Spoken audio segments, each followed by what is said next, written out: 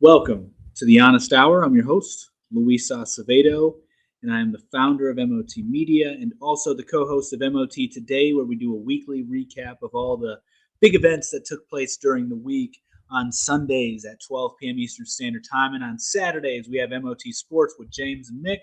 They cover all things sports related. So be sure to tune in on that as well. And right now, you are witnessing the Honest Hour. You are listening to a wonderful show here where we give you the truth, we give you facts. Obviously, there's going to be opinions, there's going to be questions answered from the commenters and the like. So, we make this a very interactive show, and we do the best that we can to separate ourselves from traditional media in that we will always tell you when we are wrong, and we are never going to lie to you. That is the two main things that we focus on primarily here at MOT. And that's with everybody, James and Nick and myself. We all focus on giving you guys good information. We try to provide valuable insight. And yeah, so there's a lot going on in the world today, just like there's a lot going on in the world every day. So the first thing that I want to jump into, the topics here, they may not go in order as you see on TikTok. On TikTok, I have a screenshot of the topics. They're not necessarily going to go in order, but this is one of the first things that I wanted to cover, actually, so it is going to go in order on this one. The Michigan Attorney General has just stated the following. Let me read you the quote verbatim. So this is what the Michigan attorney new here. Well, glad to have you. Glad to have you. This is a good show. So the Michigan Attorney General calls for every school to have a drag queen. Yeah, that's what she said. And we'll get to the quotes. So Trump 2024. No. Why Trump 2024? I think DeSantis has a much better opportunity than Trump. I think that I can't believe that AG. Me either. DeSantis has a much better opportunity than Trump, and I'll get to that in 1 second. But right here, let's keep it going. So this is the quote. It says, "Drag queens make everything better. Drag queens are fun." Michigan Attorney General Dana Nessel says at a civil rights conference in Lansing while speaking out against what she describes as efforts to divide people. A drag queen for every school, quote unquote, she adds. So, yeah, I mean, a lot of us have been warning about the LGBT movement, and this is where it was going to lead, but many did not listen. And even some people in the LGBT movement who are identifying as such are now coming out and disagreeing with this. But when you have any kind of depravity, you will just keep going down the slippery slope. And so that's what we're seeing right now. And unfortunately, a lot of people are okay with this and they will be brainwashed into accepting it. We're already seeing it. I mean, as soon as we thought that GAY marriage was legitimate, was the moment that we screwed everything up because it can't be legitimate. Love is between a man and a woman. Do you think there should be a weight limit at all in McDonald's drive-thrus? That's a good question. I don't think anybody should be eating McDonald's, period, whether you're in shape or not in shape. Why the Cash App link? If you want to support, this is what we do, MOT Media. We have a bunch of different podcasts that we do. We do TikToks every day. We're on social media every day. We're working on bigger and better things as well. We actually have a writer out in Hungary. He writes content for us every week. We produce a lot of content, so we do it all for free. Mass shootings in Alabama church, Birmingham. No clue about it. But getting back to the whole drag queen thing, it all started once we accepted GAY marriage, pretty much. And then it was just a slippery slope. And the real issue comes from the household and parents having no morals, no principles, nothing to instill in their children, and they're giving everything up to the state. So the state institutionalizes their kids and indoctrinates them. We see this all the time. Republicans do not support late-term abortions like Democrats, but they still support it. And also, we have some bombshell news on that. You sound really smart. Any kids? Yeah, I do have 2 children, one on the way. Really, really amazing. Truly blessed. God willing, the third one will be here healthy. Another girl. I am a father of all girls. So that is really, really cool. I do want a boy, though. I want a lot of sons. So hopefully we can even it out as the years go on. My wife and I are still in our fertile years, so we're good. We're good. Evil Democrats on late term abortion. I've been making this abortion argument for a long time. Not a long time, that's a lie.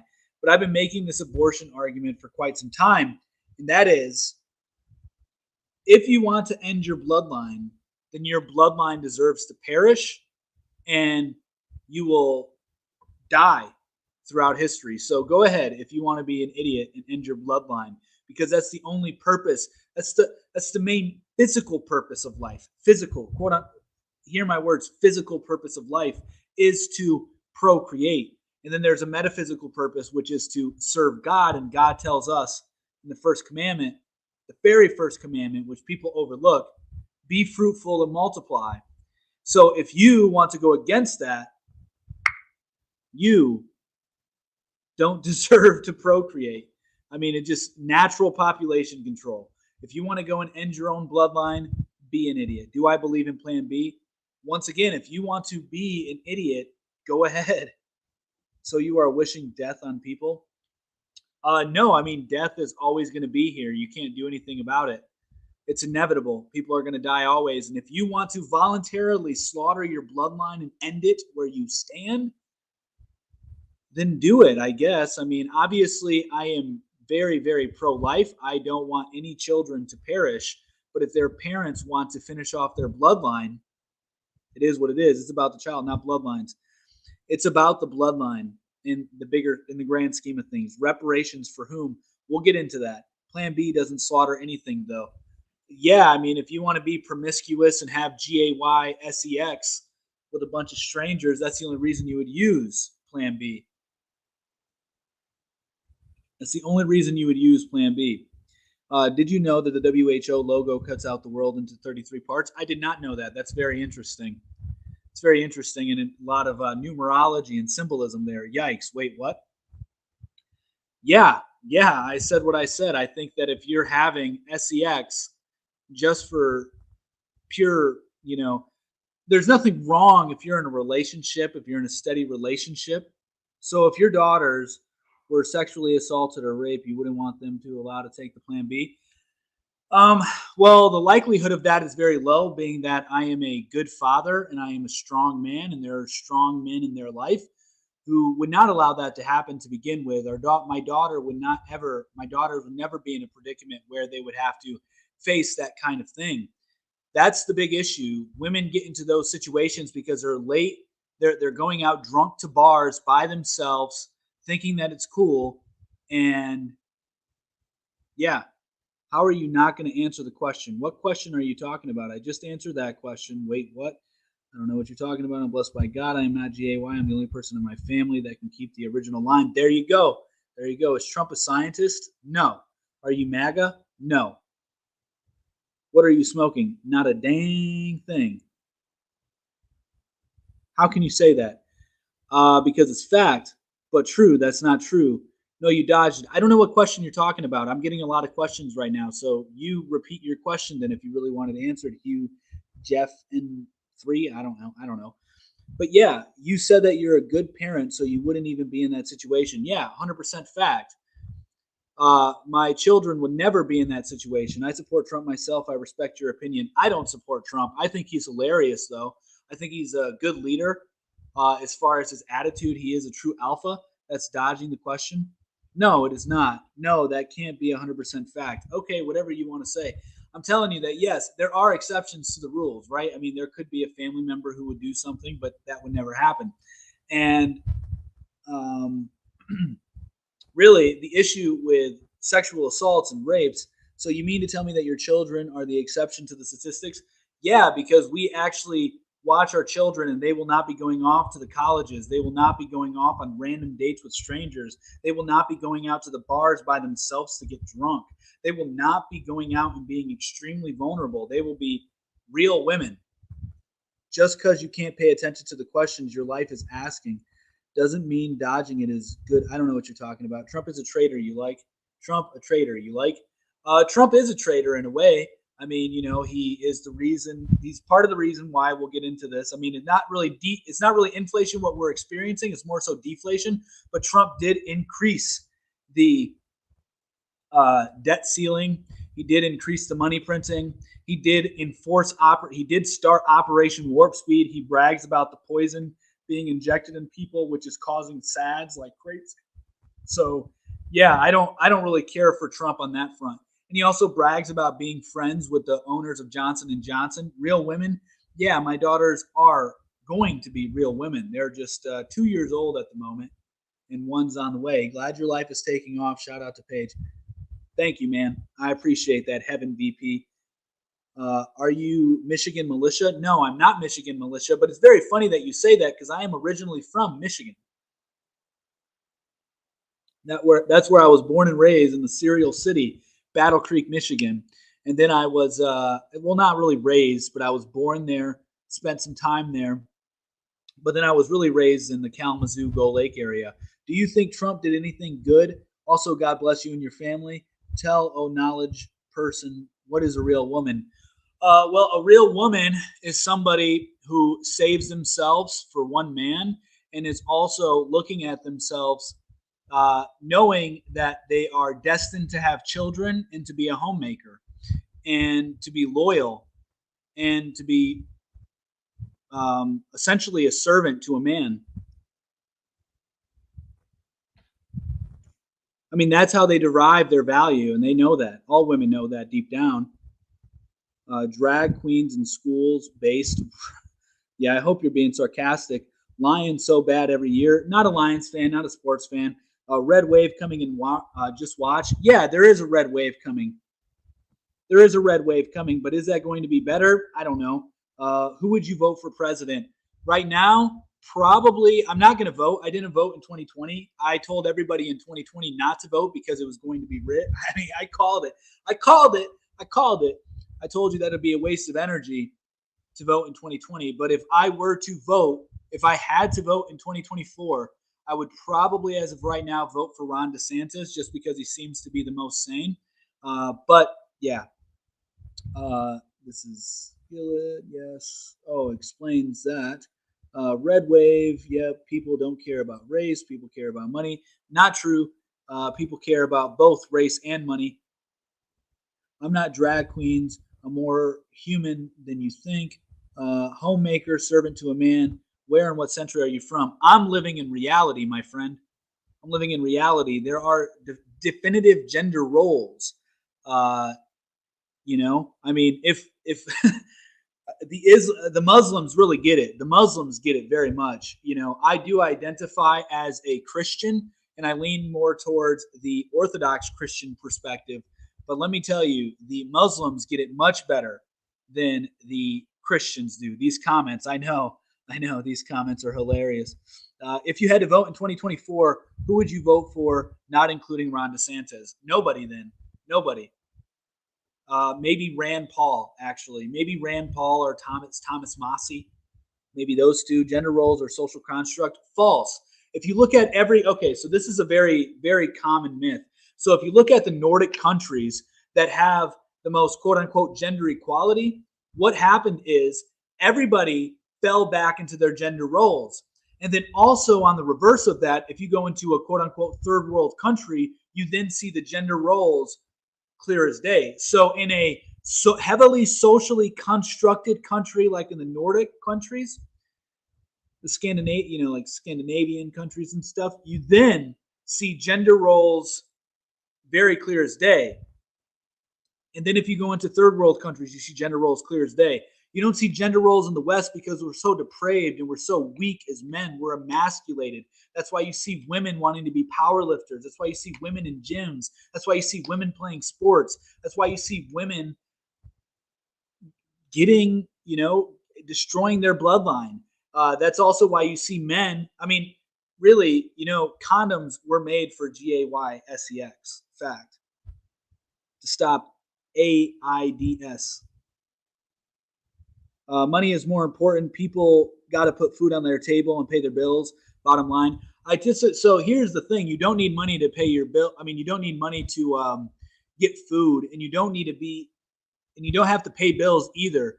Like if we're talking at the most basic level, you don't need to do those. You don't need money to live. You don't. At the most basic primal level, you don't. I get food for free for a local farm that I work at.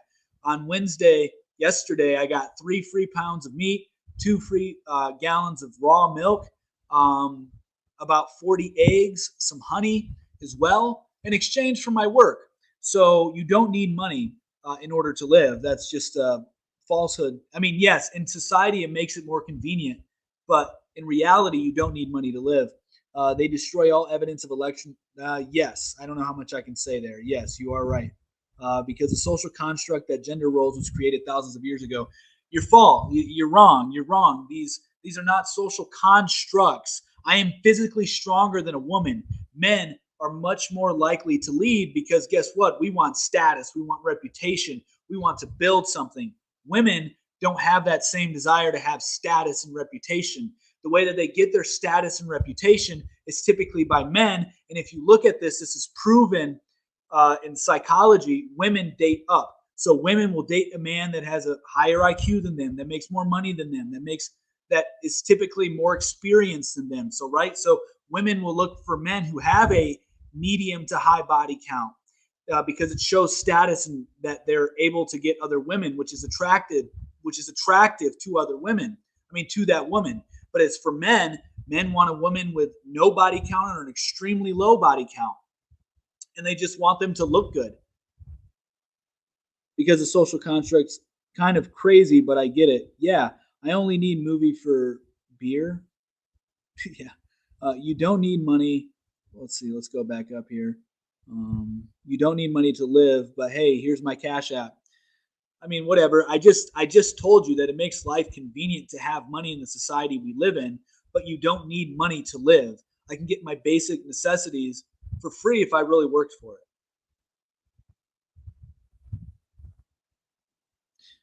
How really, dude, really don't need money, really?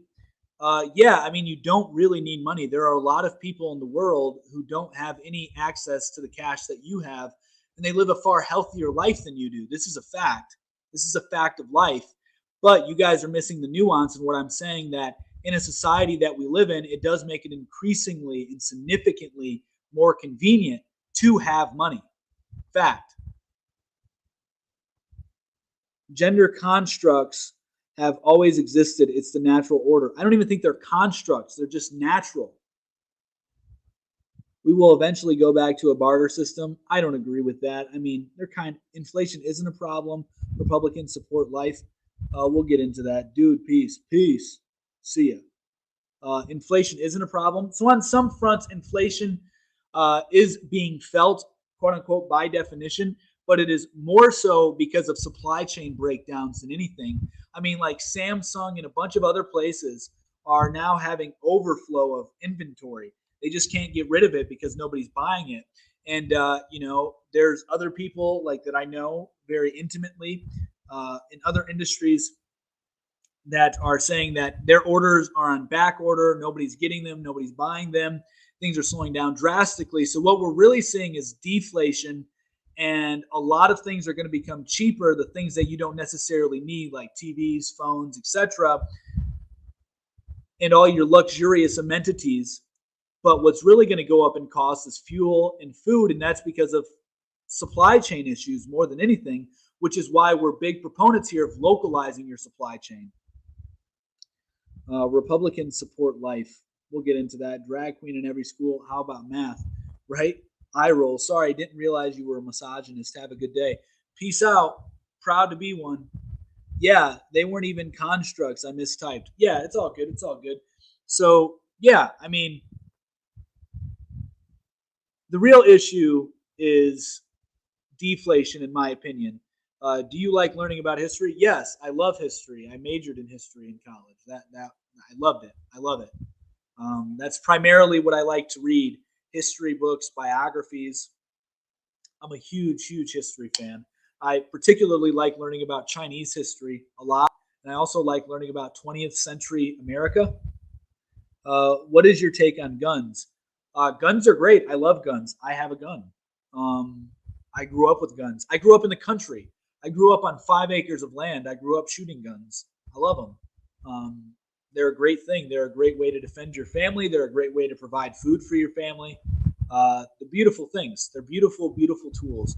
If you're a hunter, if you're a homesteader, they're a complete necessity in order to protect your livestock. So, they're very important to life, in my opinion. They're a very important tool. So, yeah, but I think that deflation and supply chain issues are going to be the real concern. We already have Sri Lanka going in default. So that means that they're not going to be able to pay back their debts. And then you have, like China and Russia, they're creating their own economic system that is becoming superior to the current Western economic system. I like learning about Roman history myself. Right on, memes 4389.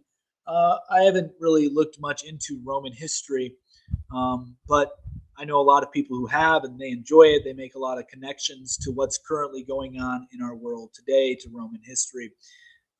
It's where some of our fundamental principles as Americans come from, is Roman philosophers and government. So it definitely is a important culture to study, nation to study, for sure. But yeah, so as far as the issue, there definitely is inflation in some areas, right? Like a demand pull inflation, demand pull up inflation. But I think that most people are just sitting on cash right now. And the reason why, your electric bills may go up, and your food prices are going up, and your gas prices are going up, are mainly supply chain. Because I was reading an article today, particularly about farmers, and in PA, excuse me, they are having a huge issue running their tractors because of the price of diesel. And the reason the price of diesel is up is, one, because of the refinery production is greatly reduced during the Biden administration. They're attacking it. They're very antagonistic against that whole industry. The world is as well. You have the UN Secretary General going to colleges and saying, do not get a job or a career in the fossil fuel industry, because you'll be a part of the climate wreckers. So you have an active attack on it, which is horrible.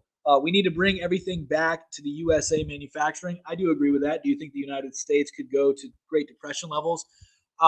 Probably. I think that we're going to experience a depression. If we have one more negative quarter, we will be in a recession, right? You need 2 consecutive quarters at a certain level. I can't remember the exact level, but then you are, by definition, in a recession. So I think technically we will be in a recession here soon. Biden said on the campaign trail, I will end fossil fuels. He is fulfilling that. Yeah, that is his goal, and they've already admitted that they want to put the pressure on fossil fuels to incentivize a transition over into green energy. Their Secretary of Energy has said this. Joe Biden has said this. Global elite at Davos have said this. This is all on the record. These are nothing that have these are not things that are being hidden in a back room. This is very obvious for anybody with eyes to see. Don't like Trump, but damn, Biden ain't much better. Yeah, at our expense. Yeah, for sure. Yeah, I like Trump as far as his. I like him as a man. As far as he is very alpha.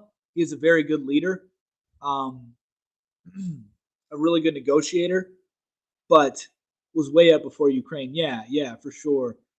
Because it's refinery issues. It has nothing to do with the war. It partially does because of the sanctions, which India is buying Russian refined oil and then selling it back to us for a huge profit. So as opposed to getting on, that's why you guys are no longer getting the phone calls from the Indians, because right now they're just scamming us with oil. But that's what India is doing. And you have these Chinese companies coming in, and they're buying up a bunch of the Russian, or they're partnering with a lot of the Russian oil companies as well. They don't understand we gotta do to have fossil fuel. Right. Trump, good president, not good person. Guess which one matters. What's your thoughts on Russia v. war? Like sides, 2 consecutive quarters of negative income. Yeah, there you go. Thank you, Falcon Bro. So, what's your thoughts on Russia v. Ukraine war? Like sides. I think Russia is 100% in the right because they signed an agreement way back in the day with NATO saying, hey, you won't encroach on this territory. Because all Russia wanted was for the global power of the Western world to stay the hell away from it and do not have rockets or anything weapon like pointing at Russia. That's all Russia wanted. And they kept encroaching. And they, you know, went into Ukraine, as Russia said, don't do that. Even the Pope said that NATO provoked Russia into war. So a lot of people are waking up to that. Yeah, I agree that Russia is mostly right, 100%. And I think that Russia and China, as George Soros says, is the greatest threat to the globalist agenda. I think Russia and China will promote nationalism and sovereignty over any Western nation. And that fear and that instills fear in the liberal democracy order that we see right now, because that's what they want. They want a new world order. They want a global government. And China and Russia do not want any part of that. And they are doing a hell of a job at resisting and not doing it. I don't like China at all, though, because of communism. Yeah, but Chinese communism, you got to understand that communism comes in many different flavors. So Soviet Union communism is much different than the Chinese communism. The Chinese communism works for China very well. I know a lot of, when I was going to a university here where I'm currently at, there was a lot of Chinese students, and like a lot of Chinese students. And they all love China. They all love China a lot. They love the culture. They don't really have anything bad to say about the government. And they think it's a beautiful place. A lot of them were going to school here to go back to China. So, because Ukraine isn't a sovereign nation, I tend to think that too. Russia can't beat Ukraine. Shake my head. They are not what they think they are. Fact. Let's see. Yeah. So, I think China has a good way of governing. I know that there's a lot of propaganda out there regarding the videos of what they did during the cough and sniffle debacle that shut down the world for 2 years. But I feel that that's a lot of propaganda, to be quite frank. If you look, there's some videos. I remember watching a video where they had a camera crew out there in China, allegedly, with 3 individuals in hazmat suits, and the one in the middle, the 2 of them were carrying him on its sides, and one in the middle was like pretending to faint. And this was during the whole nonsense thing. And I know that a lot of people called out the fakery that was going on in China with people just dropping allegedly dead. So don't believe everything you see when it comes to China. A lot of the Americans have been brainwashed to think that if a country is communist, that they're bad, but that isn't necessarily true. I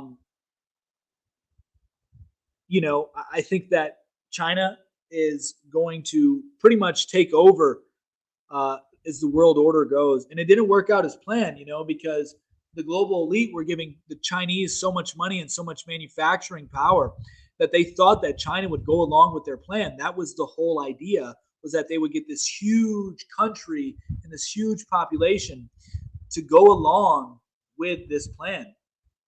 But the Chinese were like, no, no, no. I can't do a Chinese accent, but they were like, we'll take your money, we'll make your stuff, but F you. Like, we're going to do what we do over here in China. You can't tell us what to do. I mean, the Chinese, they get nationalism, they get pride so much, they're so based that they don't allow people of different colors on movie posters in their country. They don't allow it. They don't allow it. They get it. They get it. In Taiwan, they own slaves still. Most of the world, if you go to most of the world, it'll show you what reality is. Trump got China to make trade concessions. Yeah, he did. And a lot of people predicted that because of Trump's negotiation skills and his ability to lead, we would see a trade war and the United States would win it. And the United States did win the trade war, and China suffered at the trade war. They weren't huge. No, they weren't. Russia is the same regarding the global elite wishes. Yeah, so Russia isn't going along with it either. They prefer to remain sovereign. They see through it. They see through what is coming. Trump called a lot of bluffs, never blinked. He did. He did. I think Trump was probably one of the greatest presidents we've technically had since, I don't know. I don't know who. In my lifetime, I'll say my lifetime, the Russian ruble is so strong. It has been getting stronger during the war, right? And they've been making a lot of money. No, yeah. Reagan, not a big fan of Reagan. Not a big fan of Reagan at all. I think Trump could right the ship. I don't know about that. I don't know who. I mean, we're on a path. Like right now, we're like in the Titanic as the captain notices the iceberg, and he thinks that he can maneuver away from it, but it's already too late. So it doesn't matter. It doesn't matter who's in it. We're America is a sinking ship, which is why I emphasize localizing supply chains, having strong communities, which is what we're trying to do here as well with these live streams, the Honest Hour, the shows, the content that we put out, is try to find like-minded individuals and hopefully build a community around you guys and us and MOT. Damn, America is done. Yeah, I think so. We are being driven on this course by the current admin. No. We've been driven by this course for a long time. Trump helped it a lot by the money printer going brrr. Sending love from Michigan Militia Active Volunteers. Well, thank you very much, American Reaper. Threeper, I appreciate that. I'm originally from Michigan, so it's pretty cool that we got some Michiganders in there. I'm originally from Battle Creek, Michigan. Spend most of my time in the Gull Lake, Kalamazoo area, though. That's where I went to high school and spent most of my time partying, chasing girls, all that stuff, all that fun stuff. But yeah, so no, the ship has been going this way long before the current admin. I'm up north. Right on. Global world order, it's coming. They're trying to make it happen. Trump will be bankrupt by June 2023. I don't know anything about his financial situation, but he's filed for bankruptcy numerous times. America needs to be saved. We need to get rid of leftism and far rightism. This is 1934 all over again. It will be illegal to own physical dollars. I don't agree with that at all. I want to visit Torch Lake. Don't know where Torch Lake is at. No. So if America, so this is the thing. We need to begin accepting responsibility and stop pawning it off on politicians. It started under Bush 1, but has been slowed down. I disagree. I think it's been going on. I make the argument that the downfall of America has been going on pretty much since everybody left the farms during the Industrial Revolution. He owes $43 million to Deutsche Bank by 2023. Yeah, we'll see. We'll see what happens. I didn't know that, though. Rapid City. Okay. Rapid City sounds very familiar. Global system, global banking system is what they want. Yeah, so I don't know. I mean, the bank said no more loans and extensions. Interesting. I haven't looked much into it. Since Reagan started trickle-down economics. No, it's I make the argument that it started during the Industrial Revolution when you got people to move off of the farms. That's my conclusion. That it may have gone back further than that, but I think it's when people have given up their farms. That's when it really started. Because the way everybody agrees that the nuclear family is under attack at the moment, but the only way to get to the nuclear family is to remove the roots of the whole family. And by removing the roots of the whole family is to detach the family from its extended family, so aunts, uncles, grandparents, etc. And that's what started during the Industrial Revolution when people started going into cities. And then now we live in neighborhoods next to strangers and we think that's totally fine. But it's weird if you live next to your mom or you live in the same place as your mom as a 30-year-old. Now, there is a big difference between a stunted man and a man who just wants to live with all of his family. That's my goal in my life, is to make it so that way our parents, my wife and I's parents, will never have to go into a nursing home ever. And we will have enough property, enough resources to ensure they can live comfortably in their own homes on the property that we've purchased. Same with my children. How would Americans being captured in Russia, Ukraine ever start World War III? Allegedly, there are some in there. Thank you for all the likes. I appreciate it, guys. There's a lot of odd coincidences between Rome and the U.S. So they say, but I don't know much about Roman history. I know a lot of people like to say, well, it's the fall of the Roman Empire is a lot like the fall of the United States. Maybe so, but did Rome ever fall? There's another argument that Rome has never fallen, and the Roman Empire has just shifted to the United States after all those years. You know, so it's very interesting. Sources: Newsweek, Forbes, etc.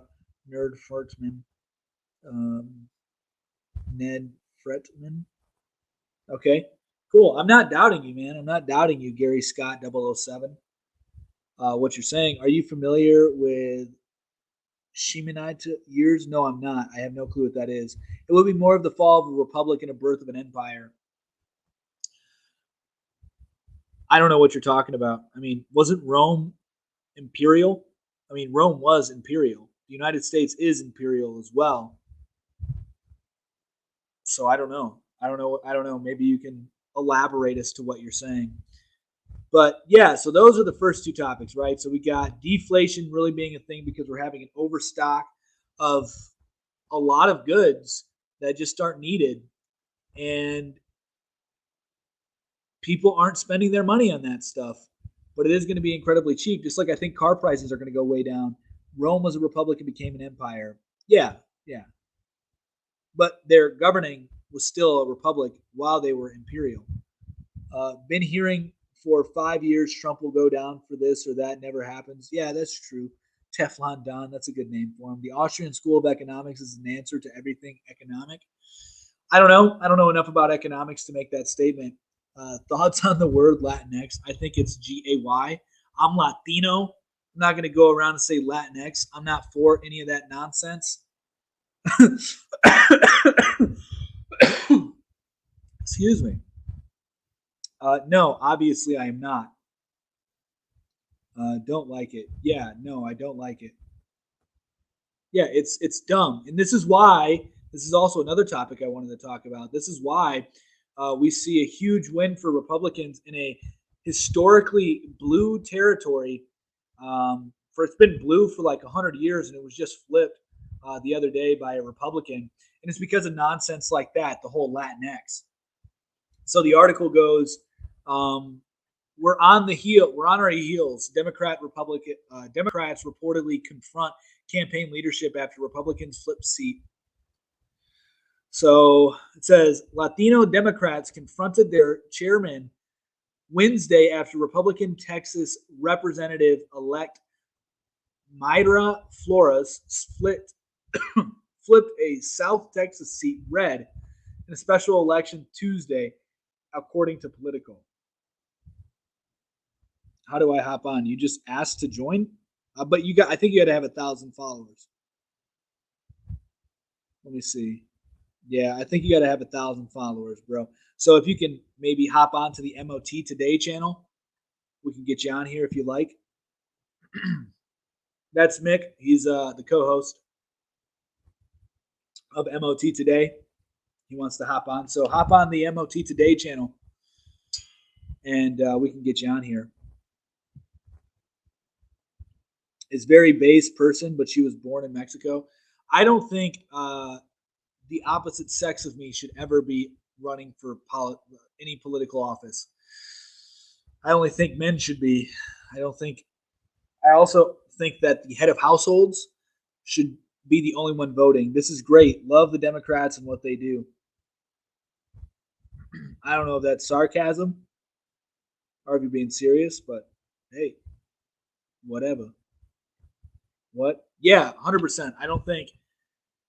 I think that the head of because here's the thing: the only reason women got the right to vote was because blacks got the right to vote, and the Democratic Party was like, well, now we have to get on an even playing field since they just opened up the voting pools across populations and across demographics. So now we need to get a demographic advantage, and by doing that, we will will give them the right to vote. And I think this is in Wyoming. It was the first state to do that, and it actually backfired on them. What year do you think this is? 2022, and we are very backwards. So anyway, if you're not listening to what I'm saying at all, you just totally ignore the fact that I told you that women only got the right to vote because they were political pawns, not because they were equal to men, but they just wanted to even the playing field with demographics. That's all. Do you think Candace Owens is based? No, I don't. I don't like Candace Owens at all. Ready to hop on? Let me see if I can invite you on. I don't know. You got to ask to join or something, man.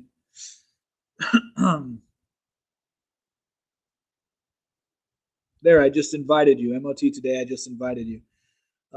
This stated, and I'm ready to hop on.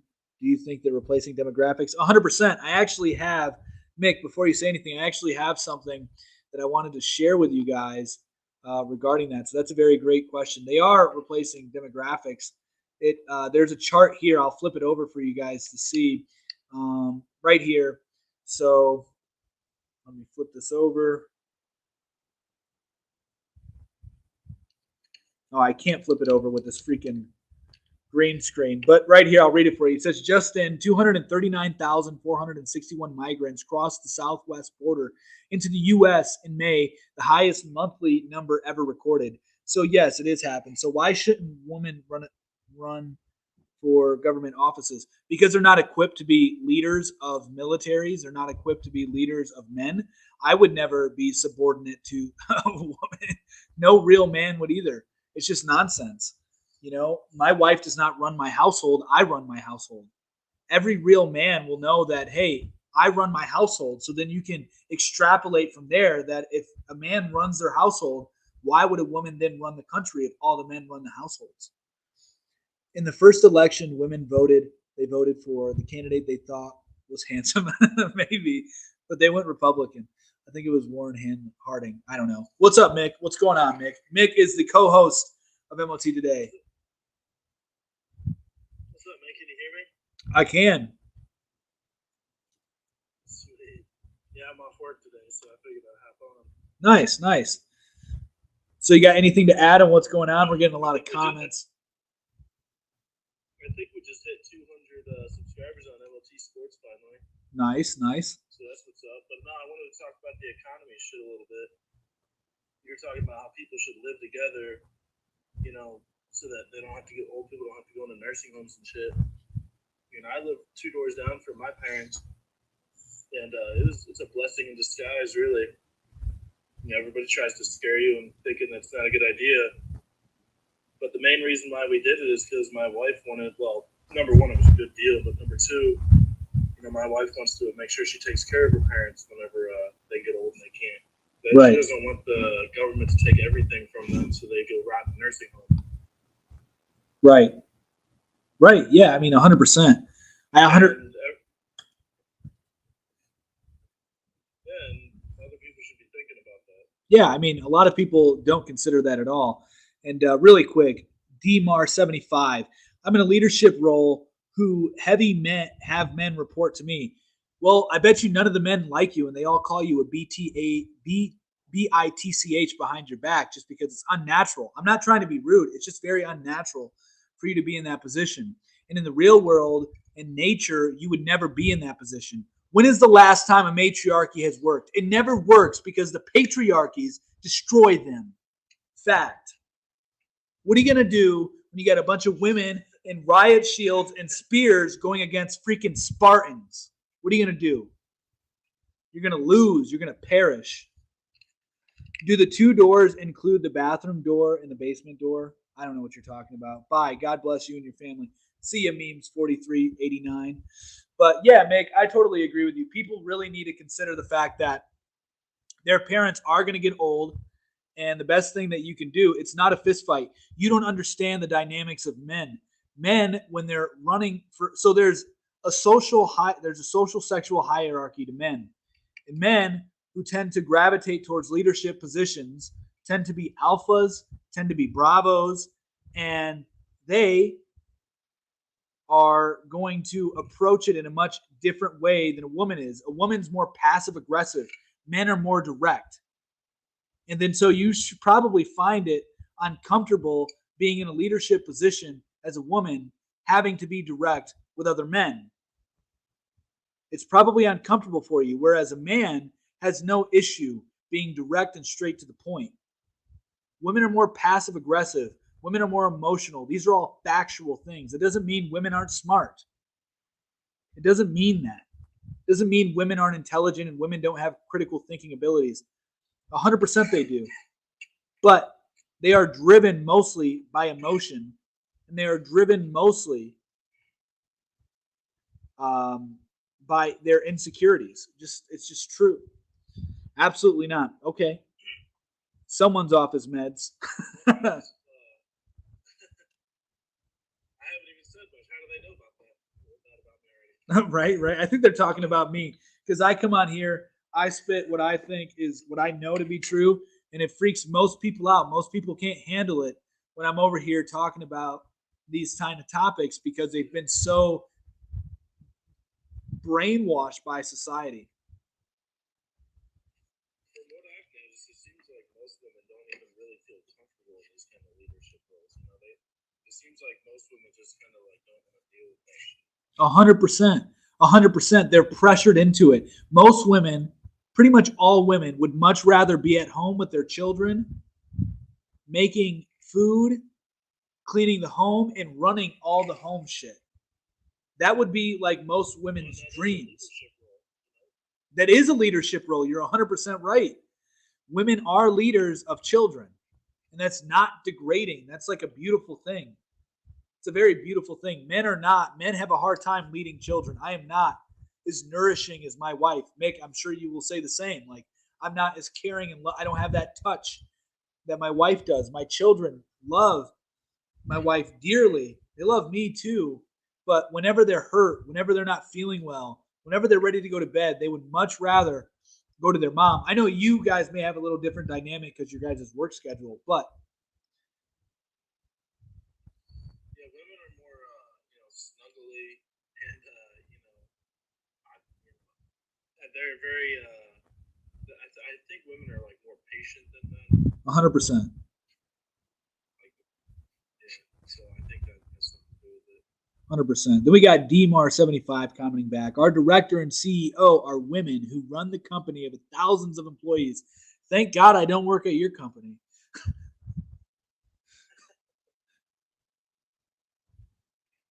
Thank God. Yeah, but good for you guys. What's going on with that? Did you already finish up that topic? I know I got in here a little late. Well, we touched on it a little bit, but what do you want to talk about?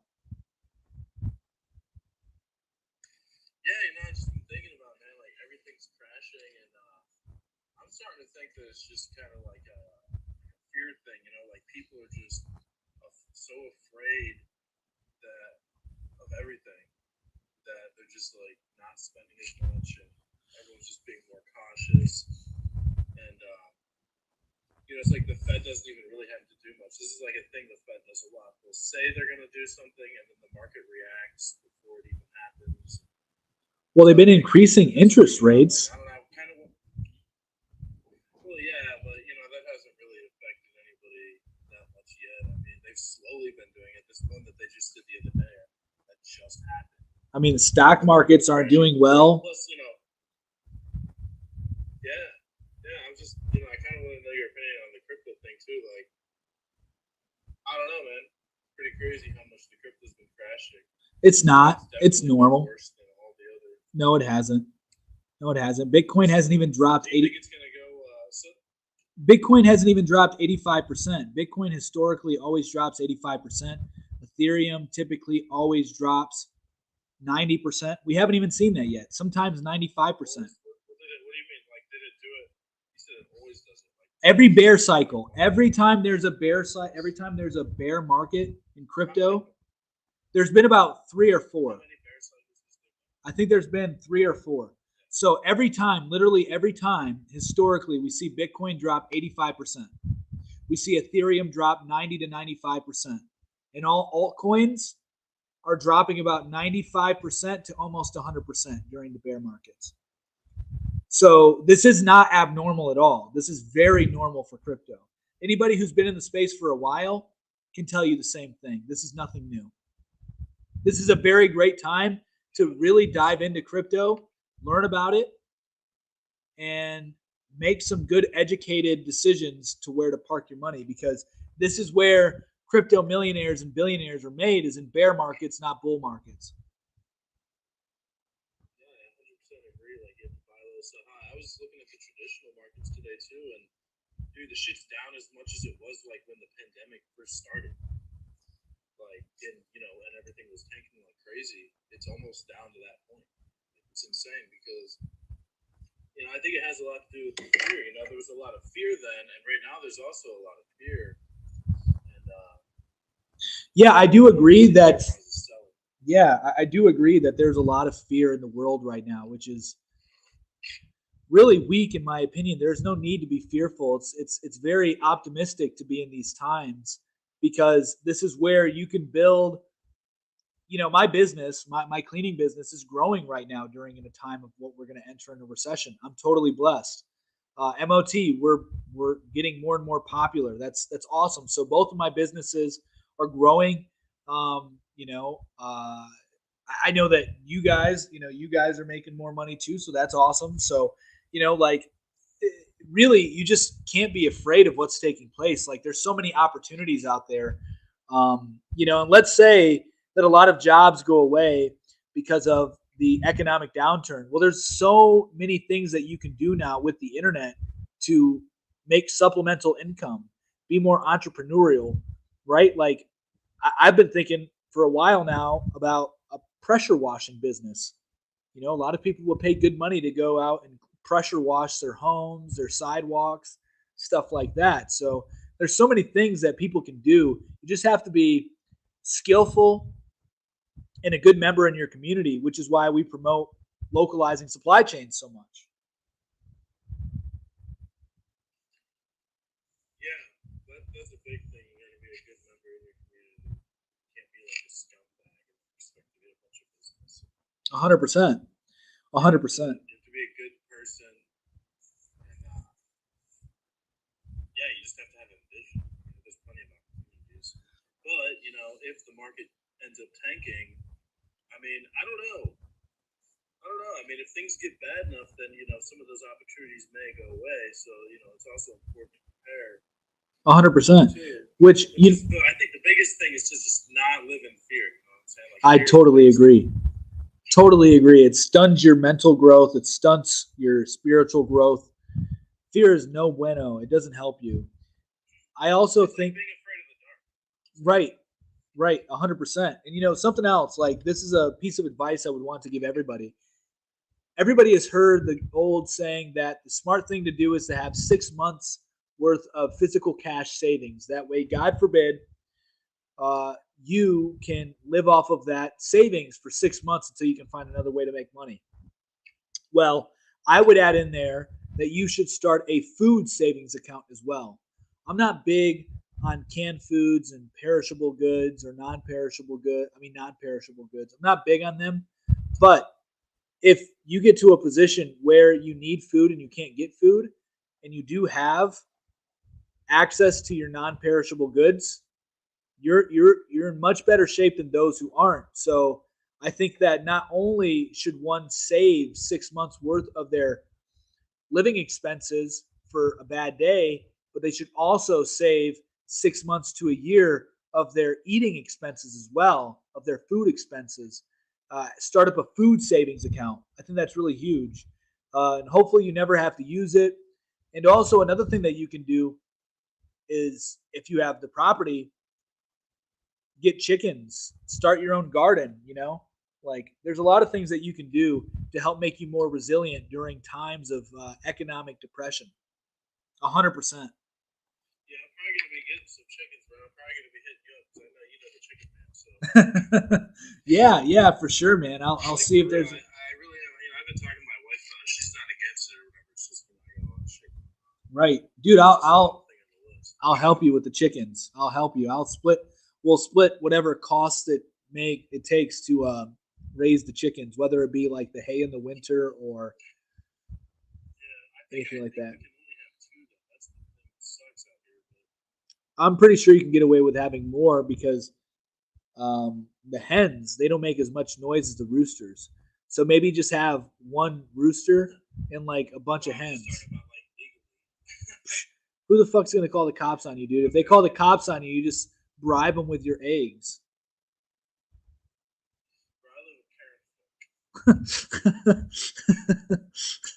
Hey, 2 chickens, it'll be okay. It'll be okay. But no, it ain't. It's better than not having chickens, that's for sure. It's a whole dozen eggs a week, Yeah, for sure. So I mean, that's a beautiful thing. So let's touch on another topic that we have here on the board, on the good old green screen. So let's talk about this here.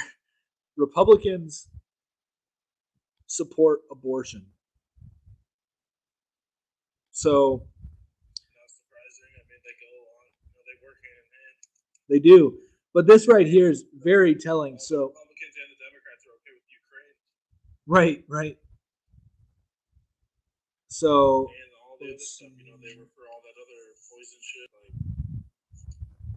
Right. So here's a report from American Muckrakers PAC from the Opperman Report exclusive.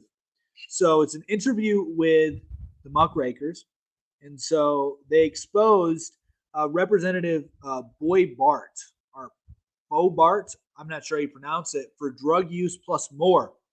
And so it says today Ed Opperman, host of the Opperman Report, conducted the first ever interview with the president of American Muckraker PAC. This interview comes the day after their explosive press release that alleges that Representative Lauren Boebert had 2 abortions and was a former pay-for-play SEX worker.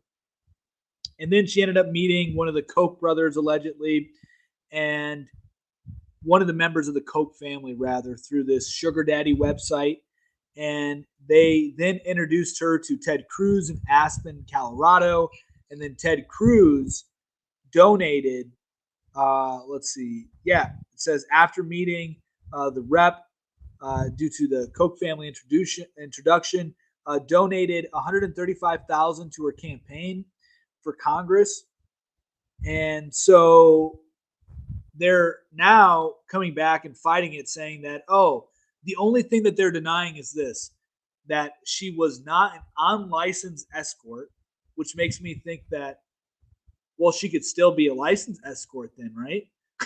And also the two abortions.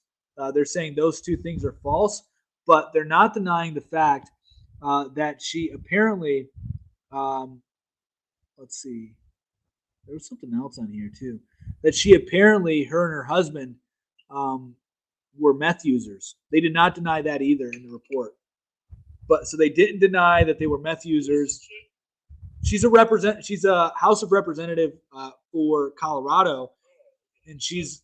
They were all banging each other. Is what it sounds like. It sounds like they were all partying and banging together. No. Ted Cruz was introduced to her after she had hooked up allegedly with one of the Koch brother or Koch family members, however the freak you pronounce their names. And you've heard stories of them all having Koch parties and stuff. Yeah, we got to be careful though of what we say on here. But yeah, 100%, 100%. Well, no, the Koch brothers, Coca-Cola. Yeah, I mean, they be having like with the Coca-Cola fountains. Right. You know, Yeah. kind of 100%. like fondue. Right. Right. Yeah. I love everyone except Ted Cruz. I don't like Ted Cruz. Well, then okay. I mean, okay. Okay. User 9877734. Get yourself a good username. Right. So, but yeah. So Ted Cruz, this ardent Republican who's against abortion, who's all for family rights, allegedly supported a woman who's had two of them, is a meth head, and was an escort of some kind. Now, of course, they're coming out saying that none of these things are true, as I already mentioned. They're saying that, oh, well, she is not an unlicensed escort, and she did not have two abortions. And her lawyer said that we actually have the proof, the evidence to show you what you're saying is lying. And then my question is, how do you prove you're not an escort, though? Like, how do you prove that? And then How do you prove you didn't have an abortion? that too, like, how do you? Like, look, we don't have any remains. Right. So it just doesn't make any sense to me. So I think that the story's true. Yeah. A lot of people are saying it's a hit piece because of midterms, but I think the story's true. The fact of the matter is, most of them, the majority of them don't have morals. So it's pretty evident.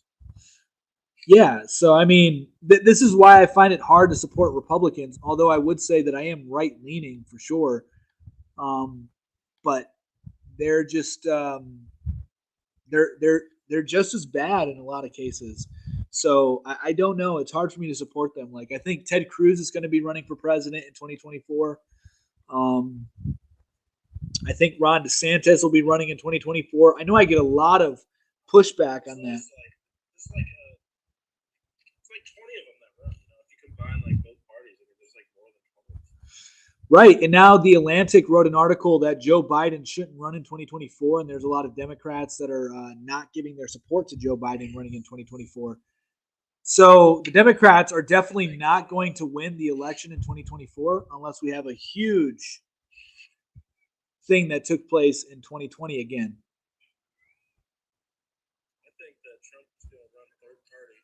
He's going to create his own party and run on it because DeSantis isn't going to want to team up with him. He's going to want to run. He doesn't want to run with DeSantis. And then Trump's going to win. He doesn't want to. Exactly. So Trump's going to create his own party. He's not going to create his own party. Trump's about to create his own third party. I guarantee you he won't. It's just a wild theory. Yeah, I guarantee you he won't. I'd be willing to bet $100 that he doesn't do that. He's going to run under a Republican. He is more than likely going to launch his campaign next month in Florida. And I don't know that that's true or not. I mean, I just heard rumors that he's going to launch his campaign next month in Florida. And I think that Ron DeSantis has a better chance of winning. You know, I'm in a lot of different Telegram chats, and a lot of the Telegram chats are very critical of Donald Trump. All the right-leaning ones are very critical of him, especially what took place with this cough and sniffles and the lockdowns and the jabs. Trump's not going to run again. He doesn't like hard work. I mean, he's definitely going to run again. Yeah, you got to have hard work to, become president. Even Joe Biden had to, put his pants down to get through it. Anyway, so my original theory was that Trump and DeSantis were going to run against each other and destroy the Republican Party, and that would lead for the Democrats to win. And me and you talked about how potentially Donald Trump is a Democratic plant.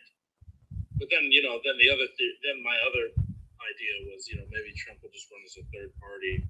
So I don't know. I don't know what's going to happen. But it's pretty crazy. Think about the whole. Have you talked to the people about is Trump a Democratic plant? Was he a Democrat in the past? He switched to. I mean, he was a Democrat in the past. That's provable. That's factual. Everybody knows that. As far as him being a plant, that's just fun speculation. I don't think that there's any way that we can really prove it. I think that's very difficult. It is an interesting idea, though, that he would be a Democratic plant for the Republican Party to help make it more left. But it would have the opposite effect. I mean, look at the Republican Party now. All the outsiders who claim to be Trumpers are more vocal about their opposition to what's taking place right now, and they're more vocal about being nationalistic. So it would have the opposite effect if that was the case. So I don't know that that's the case. Are you genuine? Yeah, 100% genuine. What's the opposite, man? Fake? Like, right, yeah. He wouldn't win if he made his own party. I totally agree with that. I mean, Teddy Roosevelt, we talked about this. Teddy Roosevelt made his own party, and Teddy Roosevelt split the Republican Party because he ran against William Howard Taft, and Theodore Roosevelt ran under the Bull Moose Party, and then Woodrow Wilson won the election, a Democrat, because of that. So they lost because of that. So I don't think Ron DeSantis and Trump like each other very much. I don't think Ron DeSantis will run with Trump, and I don't think Trump would want Ron DeSantis to run with him. I think that Ron DeSantis has a much better chance, it's the vibe I'm getting, of winning in 2024 than Trump does. Because a lot of people are disillusioned by Trump now. A lot of former Trumpers are no longer supporting Trump. Like myself, I voted for Trump in 2016.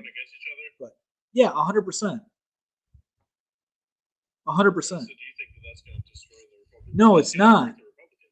No, it's not, because there's going to be a bunch of Republican primaries or candidates. Actually, I don't think it will. Actually, you're right. I don't think it would, because regardless of which one of those two win, every Republican is going to vote for the other one. It's not going to be like, oh, I'm going to vote for a Democrat. Yeah, there's going to be a bunch of Republicans who want to vote for Ted Cruz when Ted Cruz runs in 2024.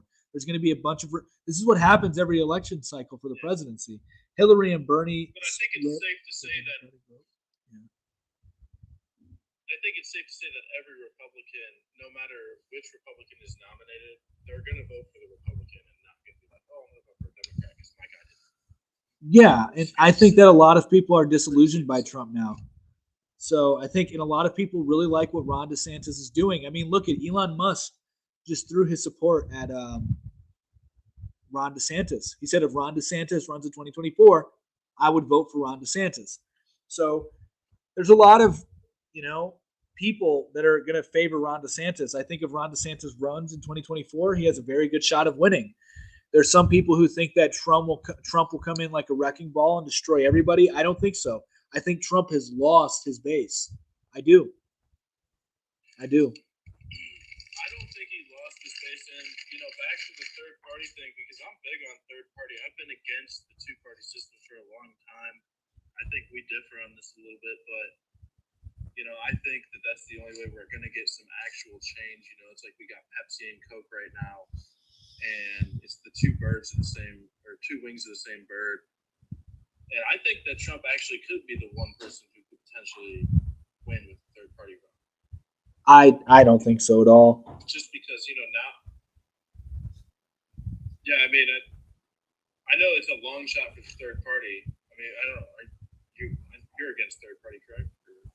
What are your thoughts on that? I mean, at this point, I'm more so focused on your local politics, focus on making a good family, and have a network effect based on your morals, based on your principles. He would need more time for that. Yeah, 100%. So that's what I think. I'm not against third parties, but they're definitely not going to win. I mean, look at the Democrats wouldn't even let Bernie Sanders win. Bernie Sanders won the Democratic primary in 2016. They didn't let him win.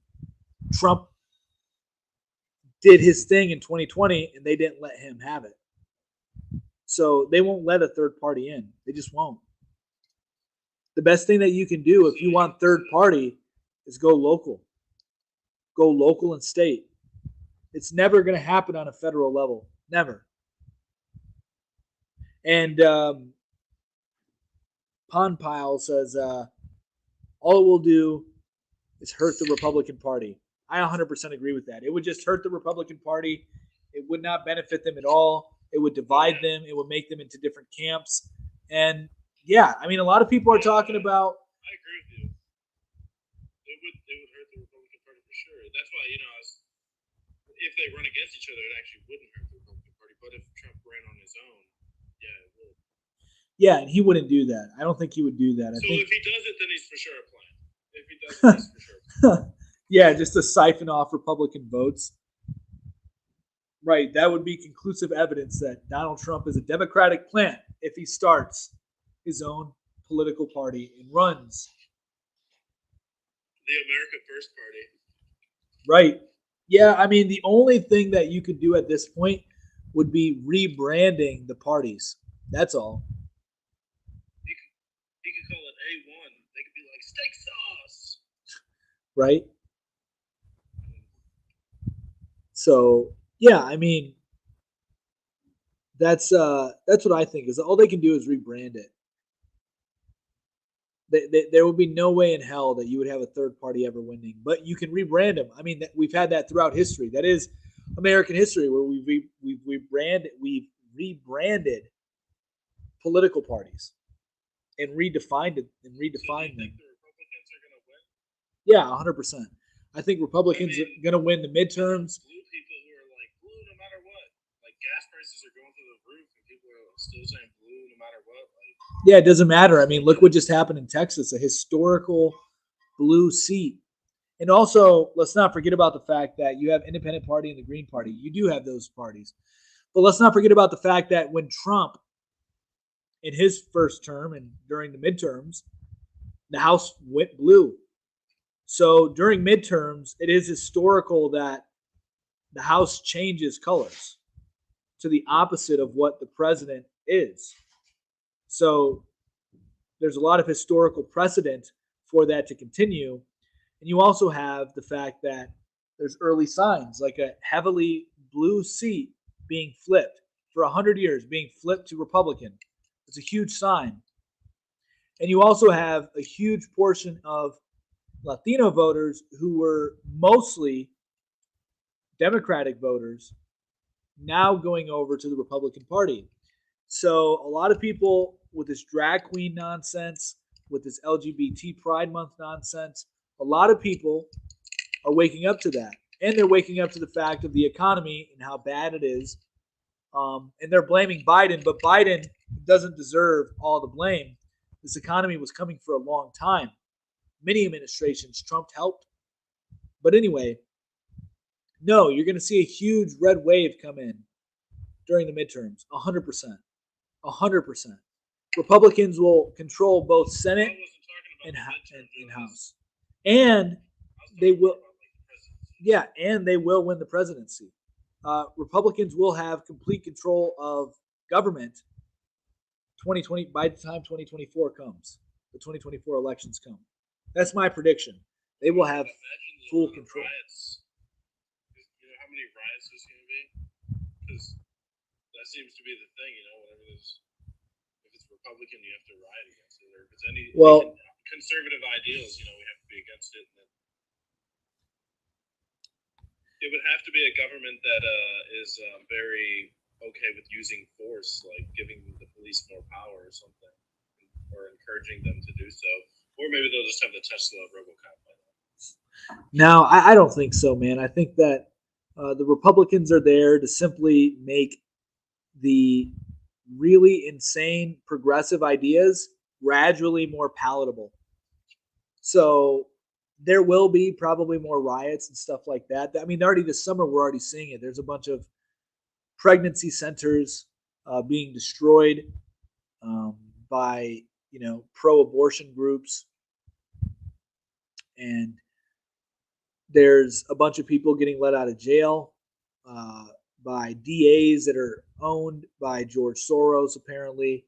BLM, one of the BLM chapter leaders was just in a courtroom for a trial, and the BLM team made it so that way the trial didn't take place by basically filling the courthouse with cockroaches. So, yeah, I mean, you're going to see these things, and it's going to add up. And then you're going to have events like what took place with the Patriot Front, where they're nonsense to begin with. So they're going to be controlled opposition by the Fed to be a right-wing Antifa. And so you're going to see increase in domestic terrorism, especially under a Republican government. And you're going to see the increase of cracking down on domestic terrorism under a Republican government as well. I think censorship is going to be just as bad. I don't think it's going to go away. If you look at Truth Social, Trump's website, they wouldn't even allow talking about January 6th on the website, on the social media site. So I think that you know, they can't talk about it, but it can be all over all news. Yeah, well, I mean, it depends on what you talk about it, like how you talk about it. So yeah, protecting Trump. Yeah, they are protecting Trump, but January 6th was also a false flag event. I don't know if I can say that. God damn it. But it was definitely not legit. Well, you've said the words. You said the words multiple times. You just haven't used them like simultaneously together. Right. So I think that's the key. Dang. Right. Yeah. So no, right. It's not legit. It was not legit. It really was though. I mean, anybody with 2 cents can see that. I mean, yeah, 100%. I will never forget that day. I was feeding my son. He was in his high chair. I was like, "Holy crap!" Like I remember watching it live stream. Like, what the hell's going on? Me too. Feeding my son. I remember watching the whole thing take place, and I knew right away, all fake, all nonsense, all staged. Right away, I knew it. I mean, you had police officers letting some people in. You obviously had to make it look organic. People handing out bats was not legit, but there were defo, some National Socialists involved, can't deny. So what I was just going to say is that you definitely had an organic group of people that were driven under mass consciousness at that point to, quote unquote, breach the Capitol. But then there were also a group of people who were let in. And so you had that's by definition a false flag. Because you had some people knowing what was going on, that it's orchestrated, and you had other people not knowing what's going on, and they're just following the crowd. And then you get this appearance of authenticity, but it isn't authentic at all. So it was like a party, you get like somebody at a party, is like antagonizing the drunk people to do dumb shit. Right. So I mean, it's all nonsense, and they're hiring. Do it. Come on, man. Right, agent provocateurs. Yeah, that's exactly right. That's what they were. I mean, it's clear as day, and they're hiring the same ABC director who punted the Epstein files. All that stuff that ABC was leaked out at, showing, oh, they had all this information years ago. He's the guy who decided not to release that and hide it. He's now directing the whole thing for January 6th, the footage for it. So it's all nonsense, man. Today. It's just like it was like a bunch of wokeness. They were all like, POCs, and they were like, trying to say it was like the worst thing in the world and all this, when clearly it wasn't. There's no way you could compare it to. In the past they've tried to compare it to 9/11. Yeah, which that was also another staged event, but that's a whole nother story. Yeah, so I mean, if you just look at what took place, like what's taking place right now with pregnancy centers, them being attacked, the attempted assassination on Brett Kavanaugh, all that stuff.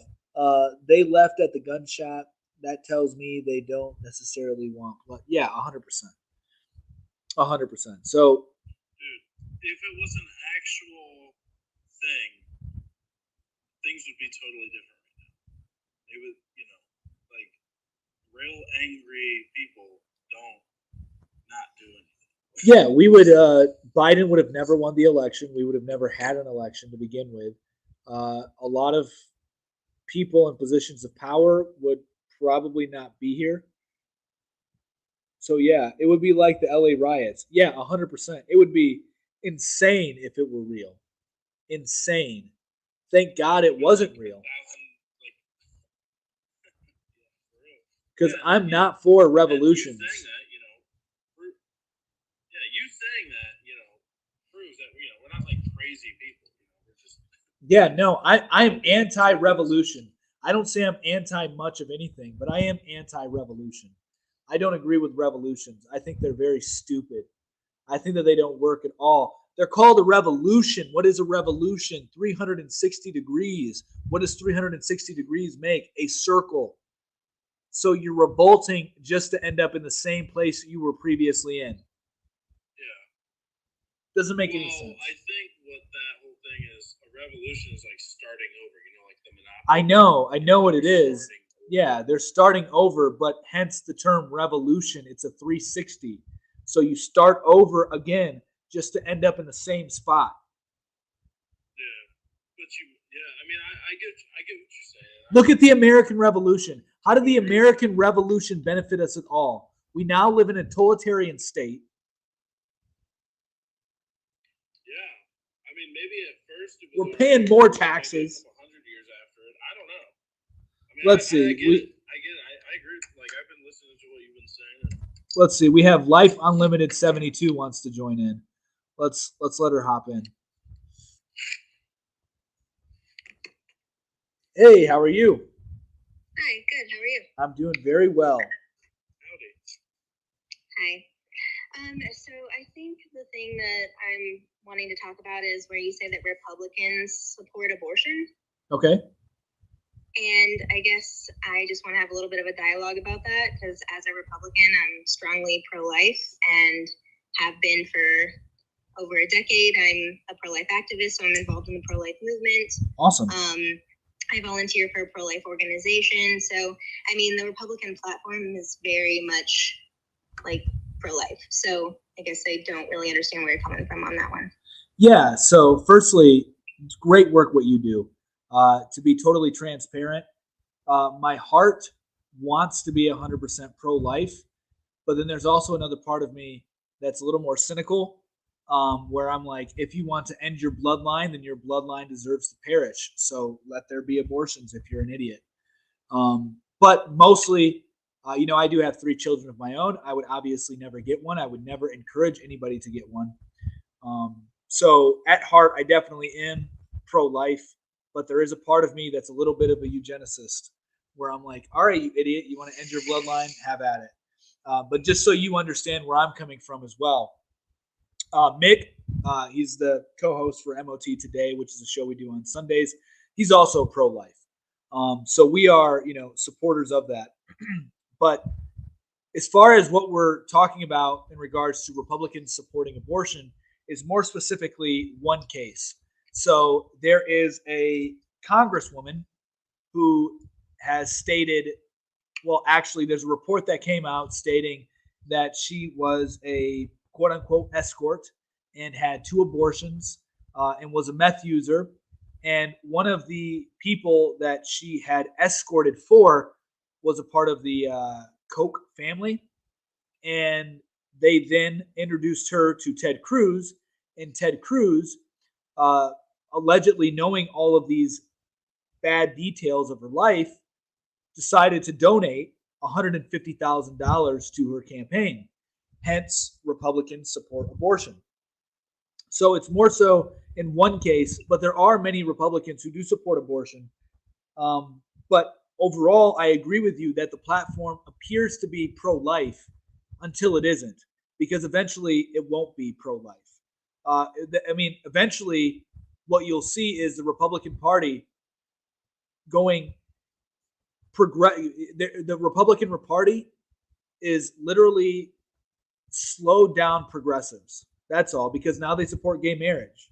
Now they support the LGBT movement. Now they support immigration, right? So the Republican Party doesn't really stand for anything. They couldn't even conserve the women's bathroom. So they're just slowed down progressives, and they just make things more palatable for people who do have good values and common sense. They just make it more palatable over time to accept these insane ideas.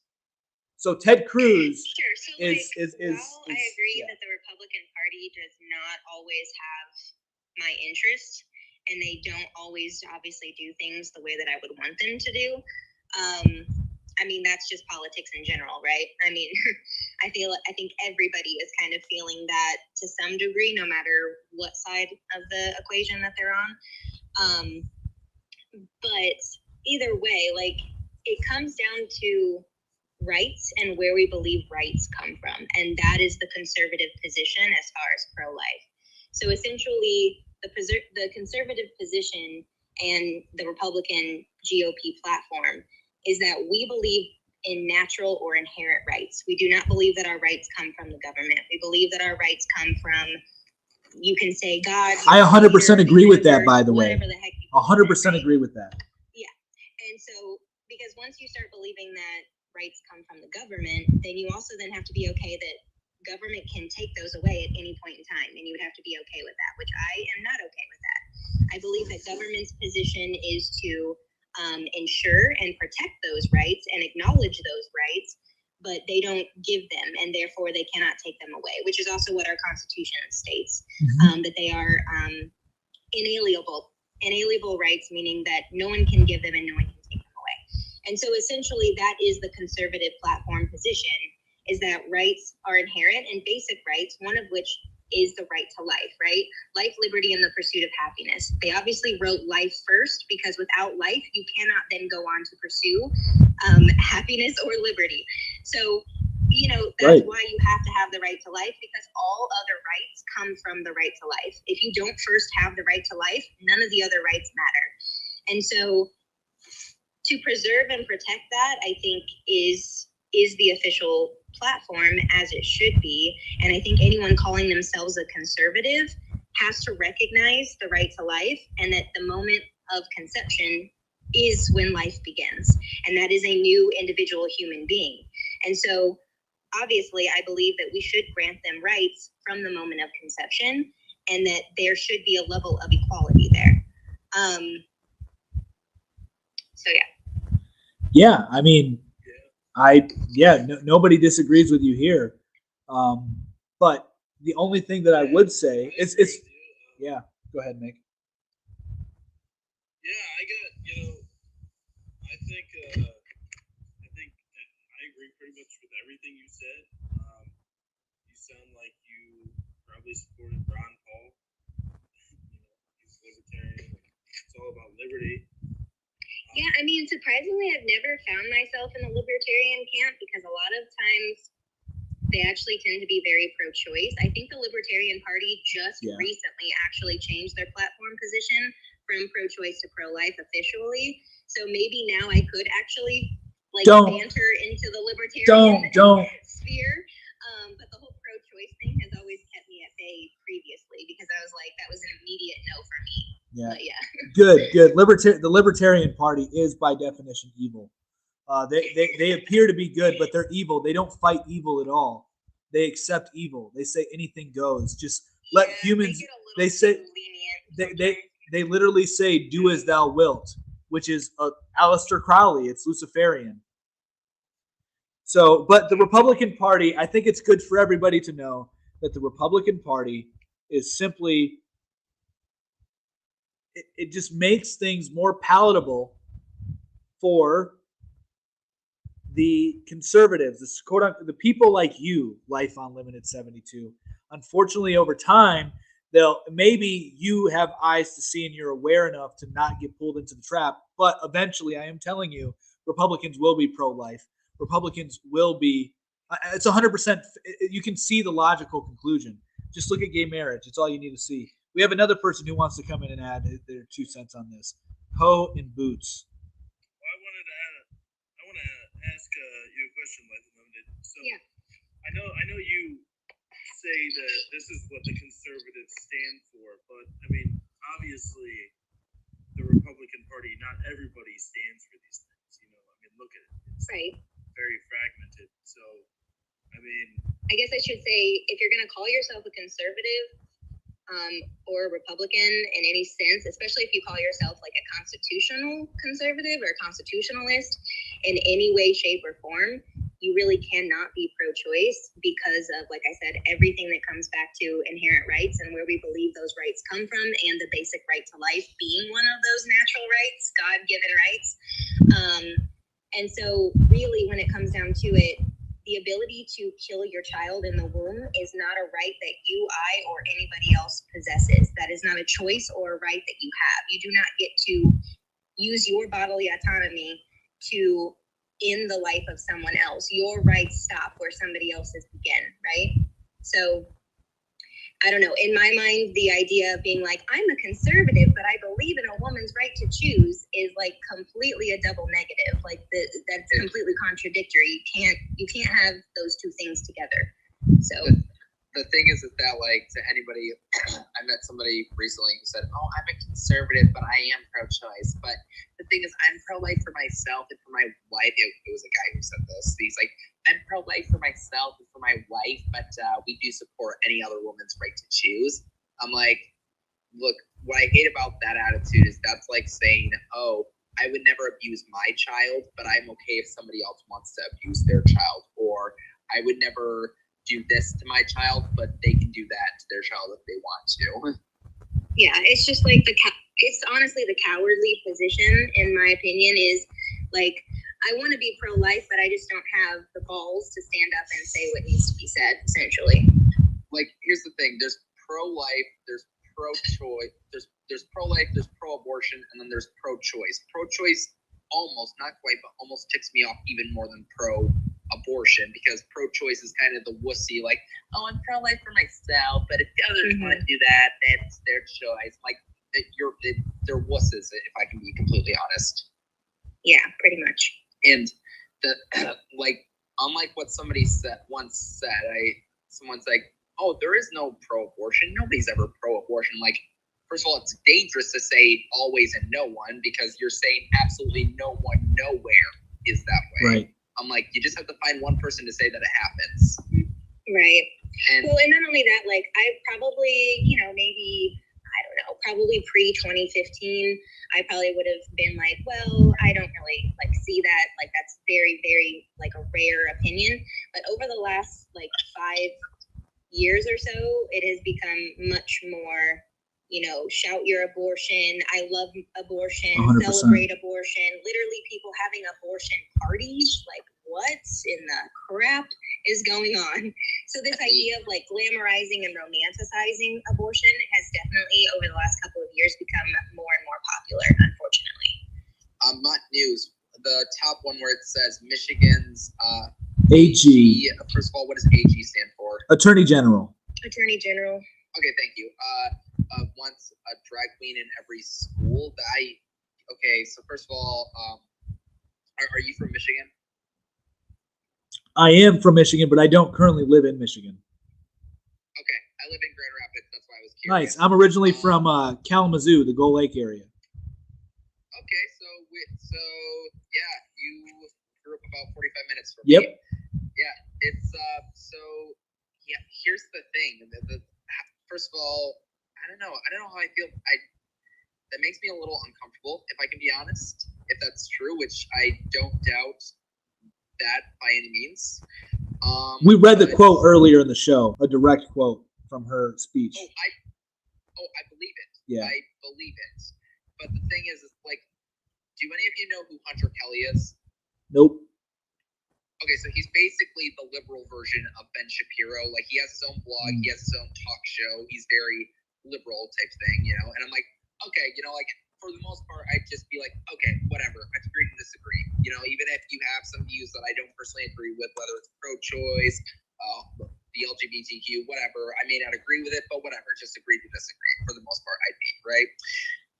But what really upsets me about him, so one of the things is, because he's very liberal, he's very, very pro-BLM. I'm like, okay, on one hand, good, speak out against racism. I think that's something that needs to be spoken out against. I'm all for that.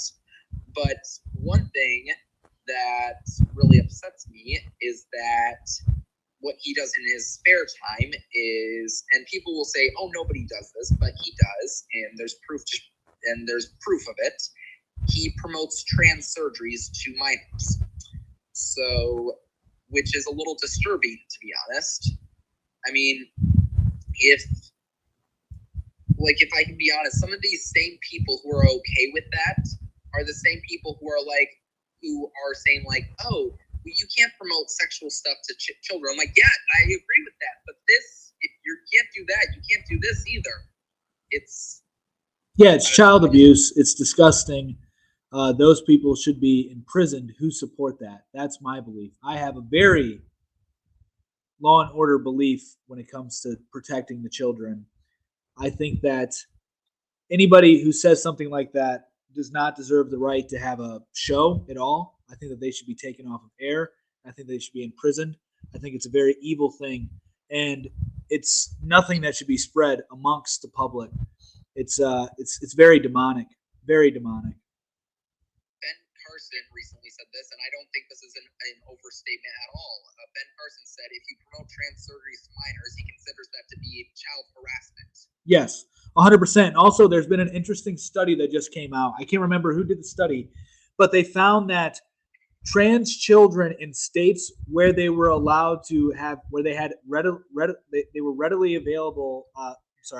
They had access to puberty blockers. They were readily available puberty blockers to minors.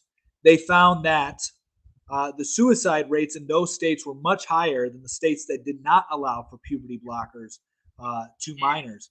So it just shows that it doesn't help anybody. It's actually more dangerous. And this is also why I disagree with having anybody LGBT in the military, because statistically, they do have an increased rate of suicide. And there's already been research done that military members who are of that persuasion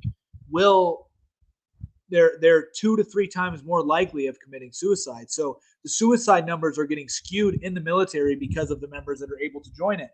So, anybody who's promoting this against children, I don't think has the right to live. Well, and this is where, when you said, the Republican platform is starting to support LGBTQ stuff, and I think that they do, to an extent, but there's definitely a hard limit. There isn't, though, because Fox News, really quick, Fox News just did a full-on support of a 5-year-old transitioning. Fox News. Yeah, I did see that. That was, people were really pissed about it, though. I'm telling you, they're going to support everything because the Republicans are, by definition, retarded progressives. We all know Fox has gotten very, very, Fox supports, over the last couple of years, has started supporting stuff that is not mainstream conservative at all. Everybody's seen that. Most conservatives, myself included, I kind of just take Fox with a grain of salt these days. I really don't listen to much of what they have to say anymore. I've looked more into a lot more independent media sources. But anyway, as far as adults, whatever you want to do with your body or what you want to do in your bedroom, as long as you have 2 consenting adults, honestly, that's where most conservatives are I don't care what you want to do. That's your business. If you're an adult with another consenting adult, fine. It's when you start, attaching all of this stuff with children, that's when there's going to be a problem. And I said the biggest mistake that the LGBTQ plus community ever did was making children the face of their movement. The moment that they did that, they fucked themselves. Because as a parent, I am telling you right now, my children are off limits. Absolutely not. And every conservative that I know, that is when they are saying, hold up, stop, wait a minute, this is no. Mama Bear is out. It is not happening. You are not coming near my children. So whatever you want to do as an adult, that's your business. But as soon as you started bringing kids into the equation, we are done. No more conversation. So it's interesting because the thing is that, who was it? Candace Owens called out Hunter Kelly because of what he was doing, right? And she's very outspoken, but she has a good point. So she called him out for doing this, right? And he saw it and he replied and he's like, "Oh, I'm not doing anything wrong. I'm just trying to help kids find their inner self. That's all." They're too young to be thinking about that at that age. Yeah. No, yeah, you don't do that. We need to, keep the children innocent. They need to be able to be raised properly. We don't introduce them to these. Well, you have to. These falsehoods. So here's a. interesting. Like, Go ahead. yeah. Okay. Last thing.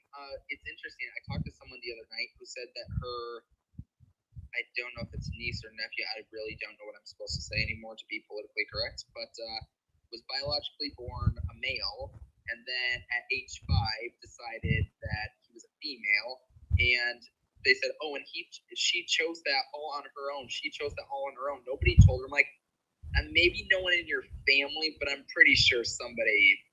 I don't doubt. I highly doubt. They were groomed. Just decided, I'm a girl. 100%. I have twin daughters. We have another daughter on the way, and they're going to be 2 years old. And I'll tell you right now that there's no sexual inclination with them whatsoever. So it's insane. It's insane. Mick, you have young children as well. You know that this is true. There's no sexual drive in a child. Kids don't need to worry about that. Well, they're just not ready physically for it. They So need to be playing and stuff. yeah. So what I was going to say is, They don't need to be worrying about that. what we need to understand about this sexual revolution is this. The father of the sexual revolution is Alfred Kinsley. I'm not sure who's aware of Alfred Kinsley, but he conducted a study that... And John Money, that was some messed up stuff too. I don't know John Money. Doesn't ring a bell. He did the whole experiment with the twins. Where Okay. one twin was raised, they were twin boys. One was raised as a boy, but the other was raised as a girl. Okay. Yeah, I didn't know that. So I look into that some, but it sounds pretty disgusting. But Alfred Kinsley, this man is known as the father of the sexual revolution, and he is a big reason why homosexuality was destigmatized and taken out of the mental health book that psychologists use. And he is the one that came up with the idea that sexuality is a spectrum. It's not binary. Mm-hmm. And he conducted studies showing that, we'll just put it as very, very young minors, about the same age as my daughters, were capable of having orgasms. So you can do the math on that. You can do the math on that and how they figure that out. So basically they had a bunch of, doing the deed to conduct these studies, but that's who's the father of this sexual revolution. So that's why I am very much against the LGBTQ community. I'm against it wholeheartedly. I think that the Muslims have it right. I think that the Christians are weak. The Christians know damn well in the Bible it says, if you do anything with your same gender, pick up a stone. Pick up a stone. Not condoning that now. We're in no position morally to do that. But we are in a position to, I would say, make it a criminal act. But the Muslims definitely get it. The Muslims get it. Christians have become pussified over time. So Muslims get it, though. He did that test in children as young as 6 months old. Yep, 100% fact. You get it. It's disgusting. So that's why I'm totally against the movement, because first off, a lot of those individuals are only that way because they were abused when they were younger, or they were groomed in another way. I know somebody personally who was groomed by his own mother. They would dress him up as a boy, they dress him up as a girl because she wanted a daughter and never had a daughter. So a lot of those people turn out that way because of abuse in a lot of ways. And Christians should stand up against it and say no global homo, no global homo. Christians are too weak to say that, though. Conservatives who are allegedly Christians are too weak to make that position either, because it's not just what you do in your bedroom. You can do some depraved shit in your bedroom, and then that's going to affect your psyche. Like, sex and your psyche are very much linked. And if you are having relationships with somebody's, I don't even know how to phrase it on here because I get banned a lot because I just get straight up. So you want to imprison someone who is, I think that would be the way to go. I think the Muslims have it down, though. I think the Muslims have it down. God give us free will, homie. Let people live their lives and take it up with God when it's time. I think that it's depraved. I think it's depraved, and I think It's insane because the reason you have a sex drive is to reproduce, not to stick it where people go to the bathroom.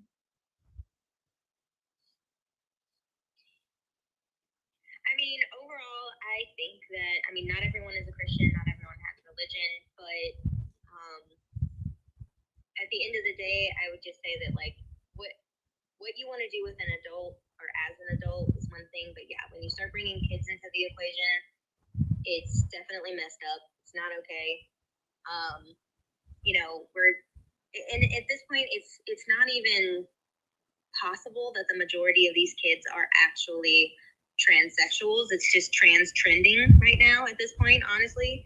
I mean, we're seeing entire social media accounts where like a parent will come out as trans and then like a month later now their child is trans, and you have entire trans families. And I'm like, that's statistically, scientifically, And it's the same thing. Not possible. It's the same thing with the GAYs. It's the same thing with the diagnosis. You have to have struggled with gender dysphoria in order to be transsexual. So like, the reality is that like to have a parent and a child in the same family who are both trans is like statistically not like, that is literally like not going to happen. That's just not a thing. So it's just, yeah, it's trans trending. It's all about it being popular 100%. Right now. It's a fad, and it's the new thing. Well, that's why you see an increase in LGBT teenagers. Now they're saying that you don't even have to have a diagnosis of gender dysphoria to be trans, which is absolutely insane. Like, there's so many trans. The right mark on the box. Right, and like you have like Buck Angel and Blair White, who are pretty common sense trans voices who have both been like, dude, like the fact that I struggled with gender dysphoria is why I am trans. Like, that's why I transitioned. That is literally the entire point. Biology also matters. Like, the fact that there are two genders is why I am trans. That is the whole reason that I was born a female but wanted to live in the world as a man. Like, if you remove gender dysphoria and the medical condition that comes with it, and you remove biological gender from the equation, then there is no longer transsexual. Like, that literally is the entire point. Well, no, transsexual, you like, so I like your rhetoric when you said trend sexual. There's a lot of truth in that. Yeah, I like your rhetoric there. But the bigger agenda with transsexualism or transgenderism is to promote transhumanism. That's the ultimate big agenda. But let me get really quick here because we had a question. So some people believe in unaliving them so they still have it, right? I'm just trying to understand. Yeah, the Muslims do that. And the Muslims are very, very based. I'm not saying that I condone harming any individual here. I'm just saying that the Muslims are pretty based. I do believe in violence. If you're Christian, you have to believe in it. Because the Bible, if you believe in the Christian Bible, God said, hey, yo, my people, you guys are going to take over that land right there. Make sure that you eliminate all of them. And then you claim it as yours. And you take their women. That's the God of the Bible. He's a G. He gets it. He knows what's up. That's life. That's also God. And he told men to do it. But he told, that's what I'm saying, though. And God said that you need to hate evil.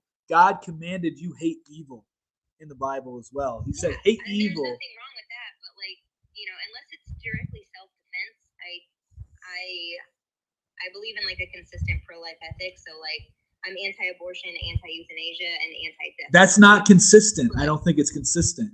And the reason I say it's not consistent is, what about your PEDO? What about them? They don't deserve to live anymore. They don't. They lose all their rights. If you're abusing a 3-year-old, you don't deserve your rights. And you can serve a life sentence. No. You don't even deserve the right to live.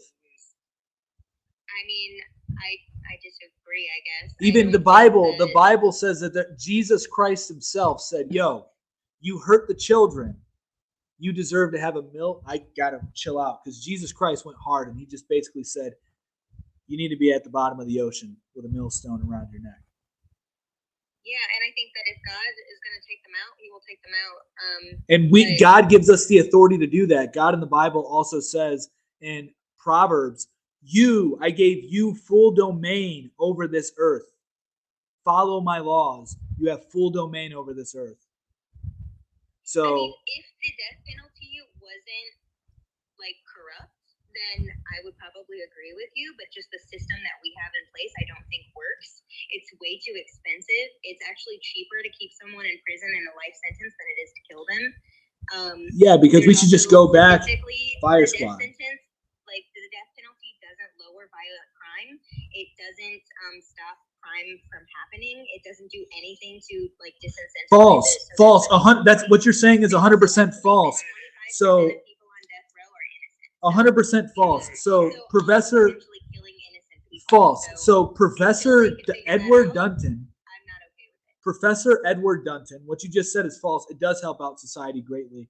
Professor Edward Dunton, he is a professor in, I believe it's psychology, maybe sociology, but he has a YouTube channel. I would check it out.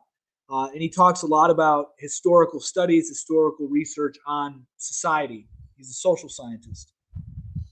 And they were found that back in the day, the gene pool got much better when there was a much more liberal capital punishment.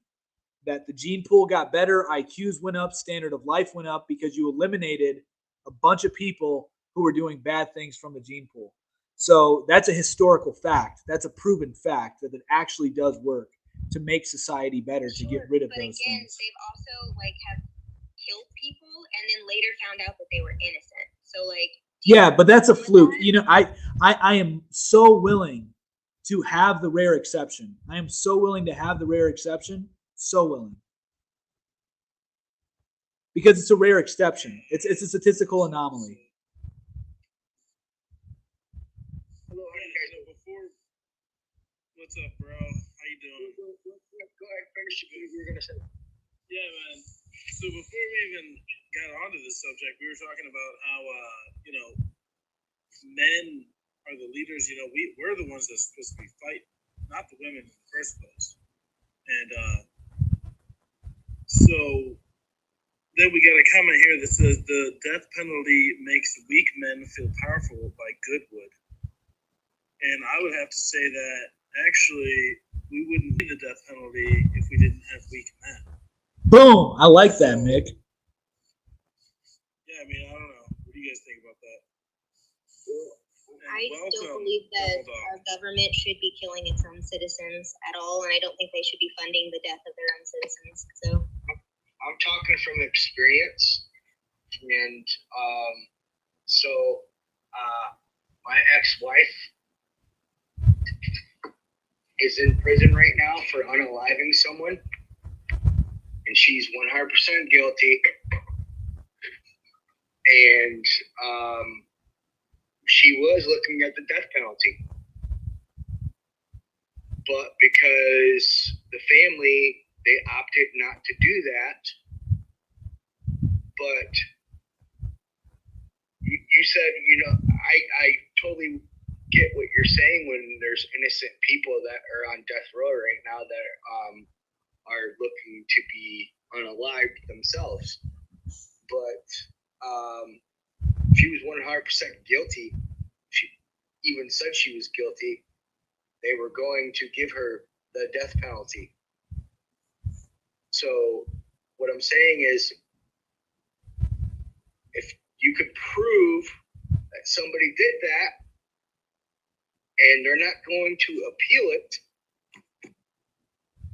they have to be able to appeal it. You can't be for the death penalty and then there's no way to make it cheaper because of the amount of appeals that you get when you're on death row. You have to be okay with removing due process. And as a conservative, you can't be okay with keeping the death penalty in place and then also removing the due process that is involved with that. Because if you're going to remove someone's right to life, the burden of proof on the state is exceptionally high, as it should be. To remove someone's right to life should be very, very freaking difficult if you're going to do it. So you have to be absolutely sure. And so, yes, you do get more appeals when you're on death row, which is what makes it so much more expensive. So there's no way to make the death penalty cheaper without removing due process. And as a conservative, you cannot be okay with that. I agree with you, personally. I do. This is Mick. And yeah, So I agree with you that people should be able to give their statement. Don't kill me because I didn't do anything wrong. I agree with that. We got a Ren Suff 30 saying that she believes in the death penalty. We agree on that too. You guys missed the stream a couple days ago. Then we have Papa Poach saying one BULLET is cheap. He's 100% right. Let's see. Then we had another comment here. Let me go back a little bit. People serving life sentence are going to procreate. That's not true. That's not true necessarily. They do get conjugal visits. Amen, Yes, brother. Some prisons allow it. Exactly. So it's not true. So definitely do away with those bastards who are evil. I say do it. My belief is this: we need to have a stronger moral code and a much more liberal capital punishment system. I think that society would be much better if our punishments were more harsh, and we had a better moral code because less people would commit those crimes. I mean, you go to Saudi Arabia. Saudi Arabia is much safer than America. You can go to sleep with $1 million on your lap, not worrying about anybody stealing that from you. But you can't do that here in America. And the reason you can do that in Saudi Arabia is because they have very harsh punishments for people who commit bad acts. I always keep talking. Sure, but they also don't have a constitution, so That isn't true. That isn't true. That isn't true. Saudi Arabia has a constitution. Saudi Arabia has a bunch of wealthy people. Yeah, they have a bunch of wealthy people. I'm a fully law. Using U.S. weapons to genocide Yemen. Is that allowed? I think war is very natural too. I'm not against war. I mean, I think a lot of the American wars is nonsense, but Sharia law is based. I think Sharia law is very based. I try to get my wife to wear. I try to get my wife to. You haven't heard me talk very much. I try to get my wife to wear a hijab. That ain't happening. No, because that's disgusting. No, it's not. It's based. They get it. They get it. And Christians, if you're a Christian woman, you should be wearing a veil anyway. It says so in the Bible. Only during prayer. That's not true. In the literally walking around where nobody can see anything but your eyes, like a freaking burqa. No, thank you. Yeah, no, I actually think that it's more natural to expose your skin more to the sun. So I'm being a little comedic when I say that Sharia law is good in all aspects, but for the most part it is. I do agree with a lot of their views on women. I agree a lot of their views politically, because that's the Christian view as well. Repeal the 19th Amendment? 100%, baby. Repeal it all the way. 100%. And I don't think women should run for president. I don't think women should be in office. I think women are supposed to be they're supposed to be raising the next generation. That's what they're made to do. That's what you're built to do. And so you raise the next generation.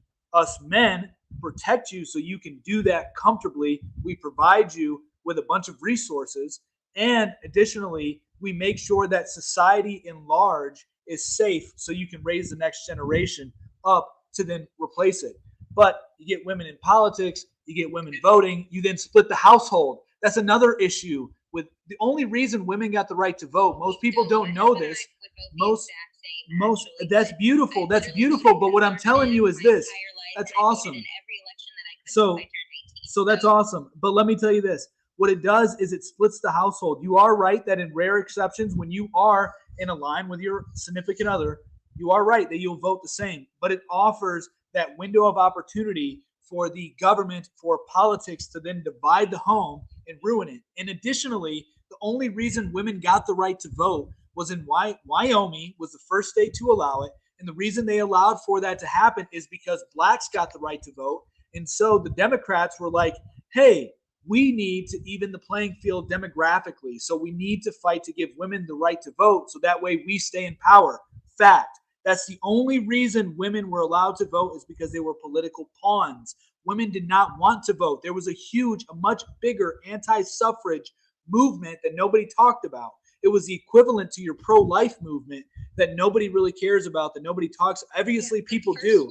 So all feminism is horrible. All feminism is horrible. No, they were anti-suffrage because they didn't want to go to war. They did not. They were. They did not want to go to war. They did not want to go to war because one of the stipulations of voting, you got to let me finish. I've let you finish on every one of your talking points. So one thing here is that they did not want to go to war. Women did not want to go to war because one of the things that you have to do when you sign up to vote is you got to sign up for the selective service where you can then be drafted.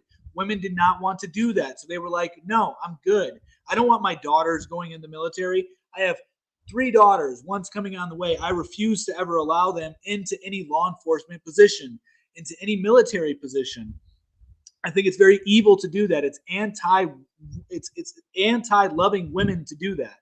It is. And it's also anti-family to should have to go into the draft. But then why do they have the right to vote? Why do they have the right to vote then if they don't have the same treatment as men? They don't have the same treatment as men. Men must go to war or they must sign up for the selective service in order to vote. I know, but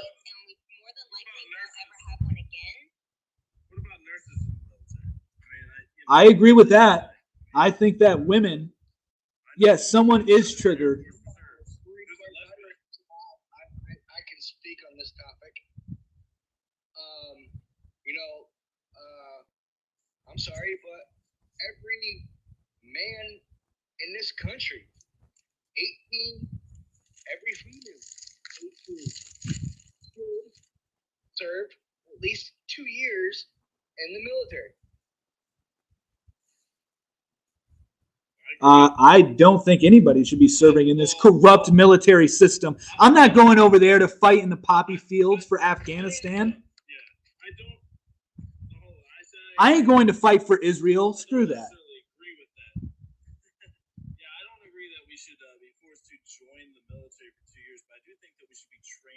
Weapons and to protect our country, not necessarily like be shipped off or whatever you want to say. But I do think that we should be prepared. And as a former law enforcement officer, like the host was saying about stiffer penalties, if I don't know, we would hammer on people when it comes to gun violence and charge them with federal crimes instead of state and local crimes, it would stop it.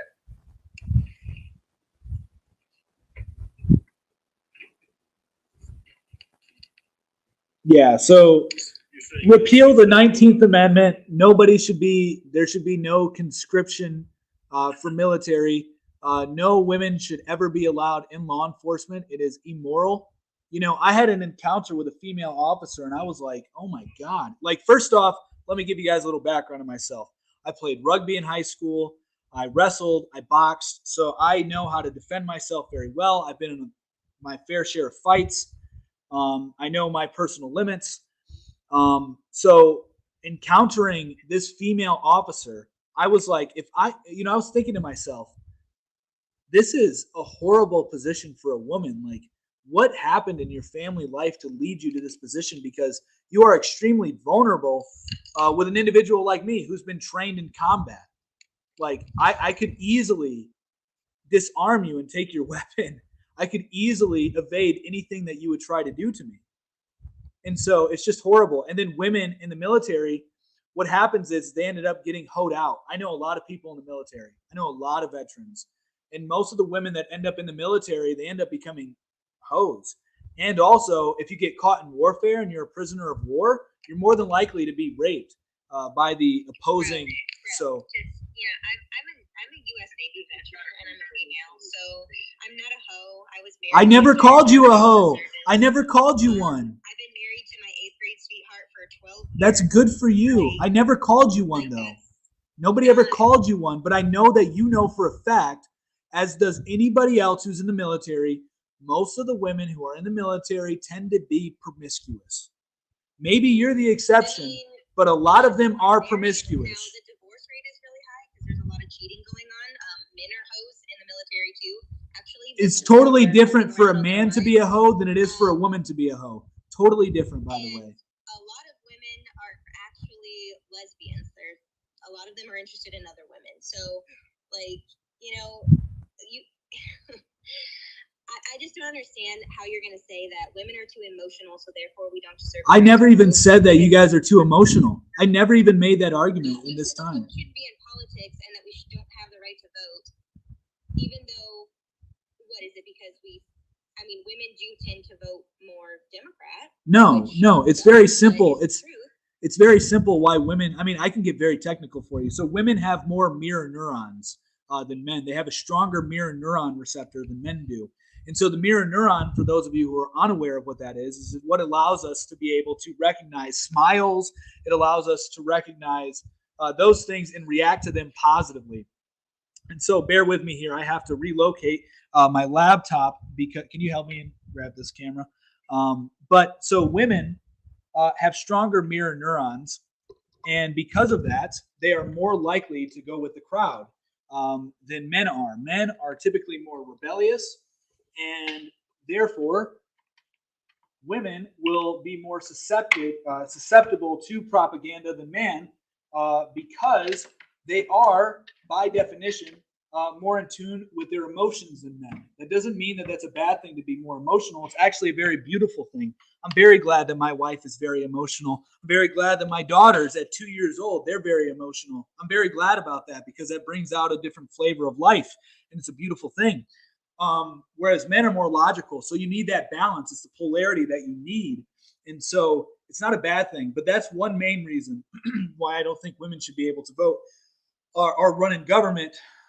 Also, as far as running for office, I don't think that they should be able to do that because once you get into a position of power, women over time begin to look at their constituents as children, and then they begin to govern as if they are their children, and they forget about every other ramification when it comes to governing that way. And also, if you're going to govern militaries, you should be a man because you should be able to fight in those militaries. You may be a U.S. Navy veteran, but I guarantee you, any man who's trained in combat could defeat you in a fight. I guarantee you. It's not even like a knock at you. It's just a physical fact. It's just Navy's not really combat, so obviously. I know, but I'm branch that was combat because you're a woman. Much opportunity for women. But at the end of the day, like a lot of the stuff that you're saying is a lot of what the plantation owners said about slaves and why slaves shouldn't be able to vote. They literally said that their brain capacity and their intelligence was lesser than white people. I never said that. I never once. You're making false comparisons. So, I never said that you're less intelligent than me. I never once made that argument. I never once said that. Because we have higher capacity for emotional reasoning, we shouldn't be allowed to vote, which again sounds very much like people who endorse not allowing Black people to vote because they tried to make it out like they were some different species or something, even though they're human beings and therefore have human rights and therefore deserve equality. Just like, you can't say that you're okay, that you agree with equality because you actually don't. I don't agree with equality. I don't. You're right. Let me interject. I want to interject real quick, guys. Let me interject. The difference is that there's an actual biological difference between men and women as opposed to being black or white. So there's actually a biological difference to that as well, but nobody wants to talk about it. Yeah, there are definitely biological differences, but I don't think that those biological differences should be used as a reason to keep women from being able to vote. It's actually putting women in a position of power. I don't deserve to be treated like a second-class citizen. You're not. You're actually being treated very well. You're actually being treated very well. Any man that's reasonable would agree with my position here. I am treated well right now, but if you're talking about removing my right to vote, then I would. It's not a right to vote to begin with. You don't have a right to vote. It's a privilege to vote to begin with. You don't have a right to it.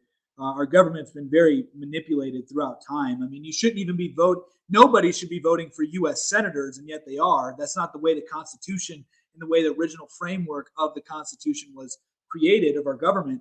Nobody should be voting. No citizen should be voting for U.S. senators. It was supposed to be the House of Representatives, as would be a true republic. So Nobody has the right to vote. You have a privilege to vote in this system. There is no right to vote. Like, it's not something where it's like I have a right to life, just like I have a right to vote. No, voting is a privilege. And I think that voting should be restricted to head of households, business owners, and landowners. Those three things. And also, I think that you must pass a test showing proof that you understand the political dynamics. Can't be business owners or landowners either. That's not what I said. Nope, that's not at all what I said. I said that head of households, so head of households by default is mostly going to be men. It's going to be all men if we lived in the same society. 85% of children are born to single mothers. I know, and it's messed up. It's totally messed up. It's totally disgusting. What would I do with that problem? Very easy. Children go to bed at night without a father in their home. 18% of children have both of their parents in their home. So again, who's now the head of household? Because unfortunately, we have a bunch of deadbeat piece of shit men who are running from their responsibility and leaving women holding the bag by themselves. So, and let me interject, because that's the main thing I've been pushing, is that we're like, Louise has these crazy. They're not crazy. They're very sane and they're grounded in reality, dog. I just said, I misspoke when I said crazy. These extreme, some would say extreme views, but the thing is, our whole thing is that there is a lack of strong men, and that really is the biggest problem in society. Yes, a lack of strong men is the issue. Women wouldn't need to do these things. Which is why we have this over-masculization. removing rights from women isn't going to give men more rights. Like, just because you give rights to someone doesn't mean that you take it away from somebody else, and vice versa. I agree with you. You don't need to remove rights from one group of people to now recognize or elevate somebody else. Why can't we do both at the same time? It doesn't have to be an either or. Do you think our political system is messed up? Obviously. Do you think that they don't represent our interests? Like cool. So let's keep the answer short. So you think the political system is messed up? Is our government corrupt? 100%. Cool.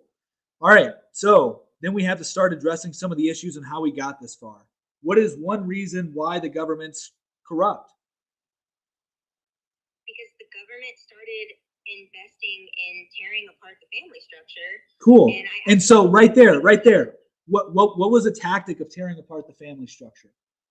The biggest thing where the government became very corrupt was LBJ. LBJ was very corrupt, but where did it begin to destroy the family structure? So I think you're saying with LBJ the war on poverty. LBJ destroyed it. Look, when they started having women marry the government instead of the father of their children with the welfare state and all of that, absolutely, that's where it started. I'm not against that. I very much have no problem with the traditional family. However, I believe that women should have the choice to live that life if they want to. Not everyone. All women does. All women do. All women do. Not every woman wants to. Like, some women don't want children and they want a high level career. I don't agree with that. The life you want to live, go for it. However, those of us who want to be traditional stay-at-home moms with our children and taking care of our family, we should have the right and the choice to be able to do that as well, and should be supported in that. That, I believe, is true feminism, to support women in whatever decision that they make. If that's being a traditional homemaker, great. If that's being a lawyer or a kick-ass doctor, great. Whatever she wants to do, that is actual feminism. No. Actual feminism is saying, hey, woman, get in the kitchen, make me a sandwich, barefoot, pregnant, hot, beautiful, there we go. And just listen to me when I speak. And take care of our kids, raise them. That's true feminism. Every woman knows that. I say it very rhetorically, like offensive, but the truth in what I'm saying is very, very apparent. No woman wants to be a lawyer. No woman actually wants to do that. They're brainwashed into doing that. Every human being wants to have children. Every woman completely wants. With you. There are people who do not want children, and there are people who should absolutely we never have children. I agree with you. We agree on the eugenics front. I'm a little bit of a eugenicist, you know. Yeah, you just said some people don't. You just said some people shouldn't have kids. You just said some people shouldn't have kids. So you so have an abortion.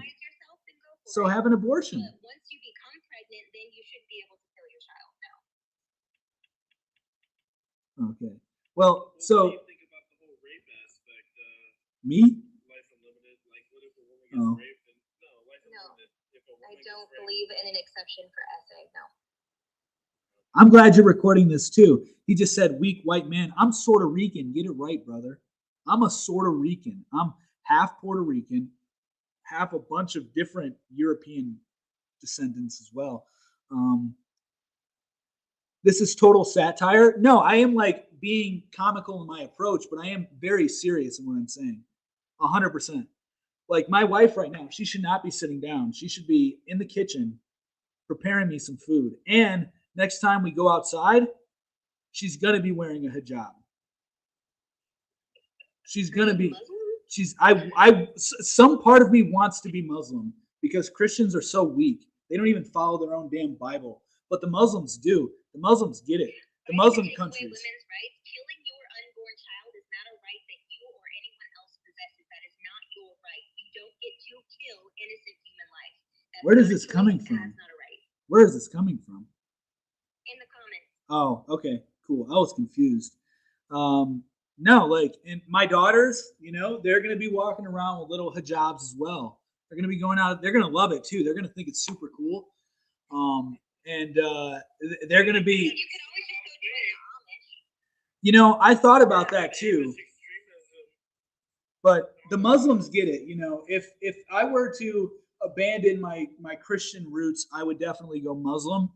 I do have the beard to go Muslim, but arguably I have the beard to go Orthodox Catholic as well.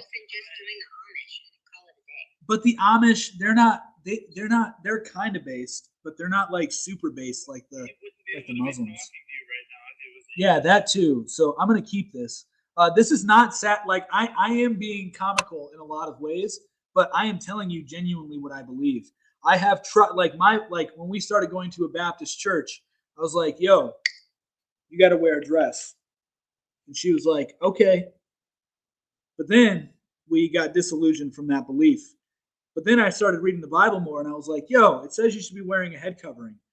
And that was a battle that I did not want to really get into. But yeah, so my wife, she should be wearing that kind of stuff. You know, maybe I'm going to buy her the whole thing, you know, the whole shebang where she's just covered and only people can see her eyes. And that would help because there's a bunch of perverts out in this world. And so a way to eliminate the perverts is to mask up your women 100%. The Muslims get it. I'm telling you, the Muslims get it. The Muslims are 100%, 110% based. Now, realistically, I think it's bad to cover up your skin. I think it's very good for you to get vitamin D from the sun. But the reason they do it is because the United States and the Israeli government is over there shilling out porn saying, hey, men, have all this porn so that way you become weak and docile. Fact, they're using that as a tool of war. Porn is a tool of war. And by the way, all porn is GAY porn. So it's no bueno. It's all bad. And it makes men effeminate and weak. And then it makes men perverts. And then it makes it so. You know, let's just take it a step further and make it to where women can't get an education or a driver's license. I totally agree with the driver's license part. Statistically, women cause the most accidents. They do. Statistically, there was a study done by the University of Michigan, and most accidents, about 65% of accidents, are direct caused by female drivers. And they show that they're just handling stressful situations. Because here's why. No, that's a really good question. That's a really good question. No, I have the answer for it. It's a really good question. No, it's a really good question. And the answer is this. Men are more aggressive and their testosterone, so they're more likely to cause a fatal car crash. They're more likely to die in a car accident or cause somebody to die in a car accident because of their reckless behavior. However, women are more likely to cause accidents in general. So that's a very good question. But that's why. Because men are more likely to kill somebody on the road than a woman is, but a woman is actually more likely to die on the road as well because they're weaker and they have a different bone structure than men. Fact. These are all facts which I'm spitting at you. The University of Michigan. That's what they tell you, but the real reason is the foreign men. Insurance companies are scams. I've been making this argument for a long time that insurance companies are a bunch of scammers. A lot of them do okay, but whatever. Way to go, big or go home. Yeah. So no, I don't think that women should be driving. Like my wife, she doesn't really drive. We got to hit up the climate change. That's the biggest one. Somebody says his wife is likely not real. Do you want to come here? Come here and wave at the people. Hey, if you're listening to us from Brazil, tune in right now. I'm gonna proof of wife. I've been married. We've been together for like 10 years. These are my hands. I'm in pajamas, so I'm not coming on screen. You can hear her talk. Say it again. Say hi. My name is Paige Hello. Acevedo. My name is Paige Acevedo. There's proof of wife. There's proof of wife. There's proof of steak. There's proof of work. There's proof of wife. How long have you been married? We've been married for, I don't know how long. 2017. So what is that? Like 8 years? 7 years? Something like that? 6? 5? 5? It's hard doing math on stream. 5 years. It would be 5 years this year. There you go. But we've been together for about 10 years. Yeah, it's coming up next month. Not on cam without her hijab. Exactly. Somebody just said not on cam without her hijab. That's right, because some of you guys may be perverts in here, and I got to cover her up. Her body's for my eyes only. No, go put lotion on skin, or it gets the hose again. Anniversary hero. My 12-year anniversary is in a couple days. What was that? Boom, congratulations. My anniversary is in a couple days. We've been married for 12 years. Awesome. That's a really good achievement. That is a really good achievement. Yeah, we have officially surpassed the highest range for divorce. So you just hit it, bro. The highest range is 5 to 7 years. So good luck. It's all good. We're gonna keep having a bunch of kids. My wife today, when we were at the store because we had to get new blinds because our daughters, they karate chopped the blinds in half. I had to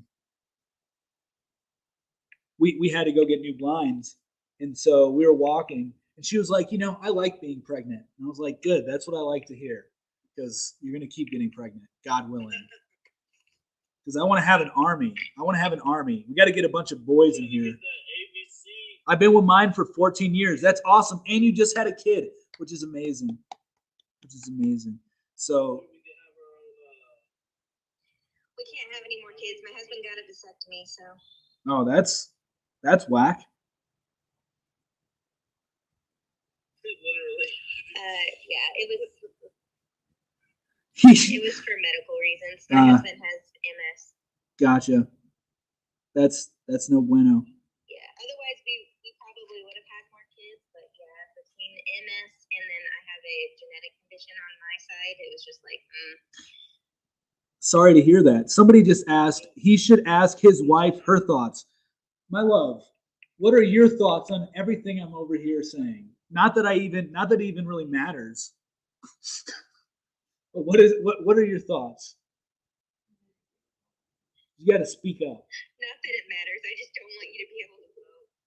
I don't. She doesn't vote. She didn't vote. I told her no voting, or else she's going to be chained up. I'm just kidding. I'm totally kidding. Jokes. We're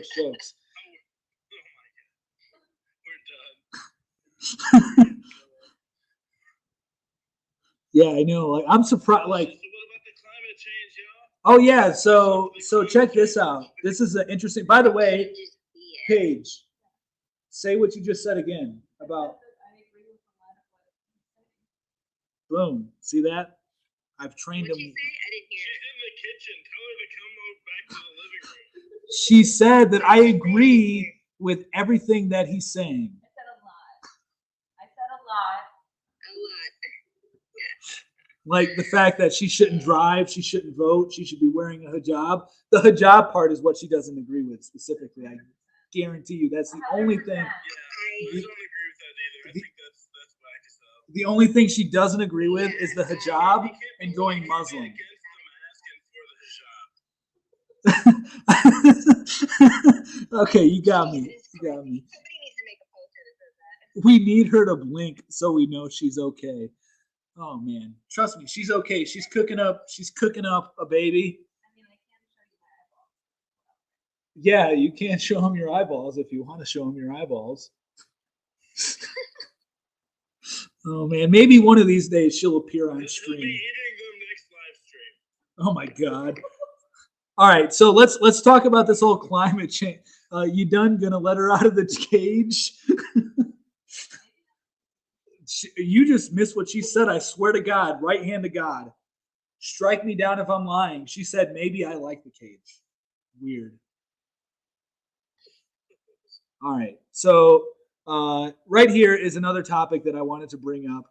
So, fresh demand for U.S. and EU to transfer wealth through climate reparations.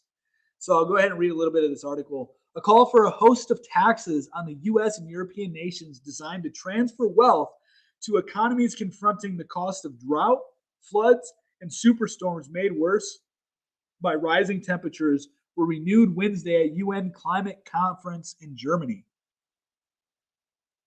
What do you guys got to say about that? So my question about climate change is this: as far as I understand, the United States has like the less CO2 or emissions, O2 emissions. That's what they say. Yeah, we have the lowest out of industrial countries, I think. Why are we buying our oil from foreign countries when we have the best oil? Because we're gonna nuke all the other countries and then we need our shit still. If we nuke all the other countries, we won't be here. There won't be nothing left. So I don't think nukes are real. Swear to God. Swear to God. Swear to God. nobody should even have nukes because you can't ever even use them. I don't think they're even real, so I don't think anybody has nukes. I don't think they're real. I swear to God. It's all a tactic. I swear to God. It is a tactic. I swear to God. Seriously, because it's like, yeah, I mean, no one can realistically ever use one. And nobody I mean, has. we're done. Like, you're over at that point. So like, Yeah, 100%. I mean, if you look at Japan, when they allegedly dropped the nuke, well, and that was the A bomb, which isn't even close to what we have now. allegedly. Let me ask you a question. Do you think, okay, if we went all electric, do you think our power grid would be able to sustain it? It won't. We already have proof of that. We already have proof of that right now. There's power grids going down in Illinois because they're trying to go over to green. There's power outages taking place in California because of it. You can't even charge your car in 25% of the carports. You can make Right, small and then- nukes and chicken eggs. Not only that, but like all of the mining that they have to do for the lithium batteries for electric cars is like so unbelievably bad for the environment. And then like the lithium batteries that like once they crap out, which they eventually will, I mean, you basically have to total your entire car. Like the cost of like putting a new battery in an electric car is more than what the car itself is even worth. So at that point, like, and they're not biodegradable. Like there's no way to like break those things down. So it's all just, I don't know. Like, I don't think that is the solution at all. Like people think that it is. No, so I we. think people take advantage of climate change for the money that the government. Absolutely. That's the next get rich scheme. They already made their money off oil. Hey, be quiet, guys. I sell solar panels on the side. Let me make some money, okay? I swear to God, though, I do have a side gig. No, I'm not either. Dude, And I live in Arizona, and we have people knocking on our door trying to get us to get solar like every That's day. me. And I'm like, I do I that. don't own my couple house, times. bro. I can't do that. Go talk to my landlord. Is that how you got here? He left your car, his car on your door. Yeah, that's how she got here. I made a trip to Arizona, and I was like, yo, you want some solar? How do you store the energy? There's no way you can store the energy. There are batteries. You do store it, and like there are actually people who are actually making money off of their solar. to the point that like they're selling it to the electrical companies. And so then like they're basically not paying anything for their power and then making money from the electric companies because they'll actually pay you to like store the electric for them and then like give it to them. So yeah, you can actually like once you get solar up and going, you can actually make a pretty decent profit off of it. It's just very 100%. expensive to start off. On a mass scale, they don't have enough to store it, correct? I mean, they have storage capacity issues on a mass scale, yes, but there are small cities in European nations that actually are totally self-sufficient in their energy power, and they redistribute power amongst their community strictly, like not the state, not like the government on large, but like in these little localized communities. So it is doable. I think that the future is mostly going to be a diversified power grid. I think you're going to have your options of natural gas, oil, etc. But you're also going to have your options of solar. I think solar is going to be really good. Who knows? Maybe there's going to be some other thing. Nuclear is probably going to be really, a big thing. I mean, Bill Gates is working on making a bunch of nuclear plants. I don't know what that says, but that might be the only thing that he's doing, right? I thought Democrats were anti-nuclear power plants and were trying to get rid of them, even though nuclear power is really clean. Yeah, from what I know, Bill Gates is designing new nuclear reactors to make them more efficient and smaller. So that might be one of the only good things that Bill Gates is doing, aside from making Microsoft and making the computer very, very nice. No, but I think I hate to say it, but I believe it's true. Nuclear is the only way that's going to save our power grid. I really do. Yeah, I've thought about that for a while. I've always thought nuclear was also going to be a good way to save the planet, like as far as curing the energy problems. But the big thing is really the natural resources that are pulled from the earth. For the batteries, I think once we get batteries to be able to store a large amount of energy, that will be the key, to a lot of problems. But what do you guys think about this article specifically in regards to reparations, climate reparations, the United States and the EU being charged reparations? We have geothermal, solar, and hydro. Totally agree with that. The risk of whatever. I mean, we're not like the United States is not even causing the majority of this issue. Like you said, our emissions have gone down. We have like gotten better in almost every area. It's the Asian countries that are over there. Like you can't even like China and India and like the amount of pollution and stuff. I mean, in China, you're not even allowed to talk about climate change or anything green. Like you're not allowed to protest about it. You're not allowed to talk. Like they literally do not allow it. Yeah, China's pretty based. Country, but like they're the ones throwing like tons and tons of plastic into the fucking ocean. Like it's the Asian countries that are killing us. And they're not allowed to talk about it, but America says, "Oh, it's trash to them." Brand's up 30. Brand's up 30 says America says all their trash to them. Yeah, I think We can't. China's pretty based though. China's pretty based. I like China. I like Chinese history. China gets a lot of stuff. They get that the Western. Communism is not based, bro. You don't understand that there's multiple different. I'm not. There are different kinds of communism. Like fact, 100% fact. I've studied history. This was my major in college. There are a bunch of different type of ways to do communism. 100%. I'm not saying that communism works. I'm just saying that there is a fact that China has their own flavor of communism, and it's worked very well for them over the long term. They've had a more cohesive nation. I had a girl that went. She's a economy major, and she was explaining to me true communism versus like dictatorship, and the way I interpreted it was communism is okay. Say I have 1,000 cows, and you want me to repair your roof. I am going to give you 500 cows for you to repair my roof. That's the way, as I interpreted it.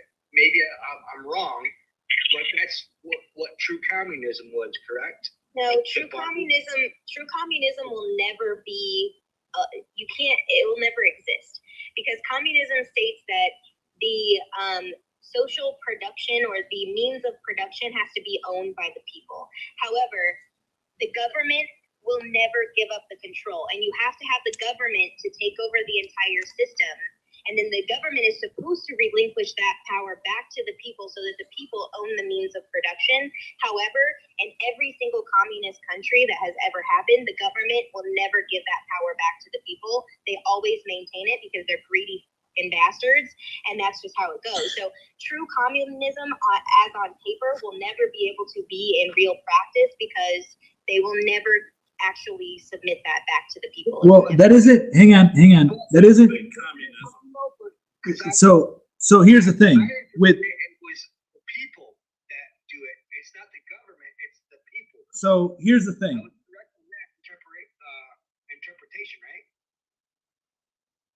Yeah. So here's. Yeah, in theory, communism is supposed to be that the people own the means of production. No, that is. And basically, like, no, that you've seen a lot of these businesses popping up where they're like a co-op type of thing. That would be like how the entire system is supposed to be run, is kind of like a co-op. However, like I said, the government never gives the power to the people. They hold the power, they keep the power, and then they become corrupt. All right, so you're kind of right. But it's not the people, it's the public. And the publicly owned means government owned. So your public national park is owned by the government, but it's owned by the people. So, you pay your taxes to it, whatever. So that is communism. It has worked. It has existed. It's existed in the Soviet Union. It's existed in Vietnam. It's existed in China. It's existed all over the world. It just is basically the ownership all by the public. And the public entity that represents everybody is the government. So it has worked and it has existed in the past. I'm not advocating for communism, but I am saying that it has existed in the past. It has worked in the past. It has worked a very long time for the Chinese.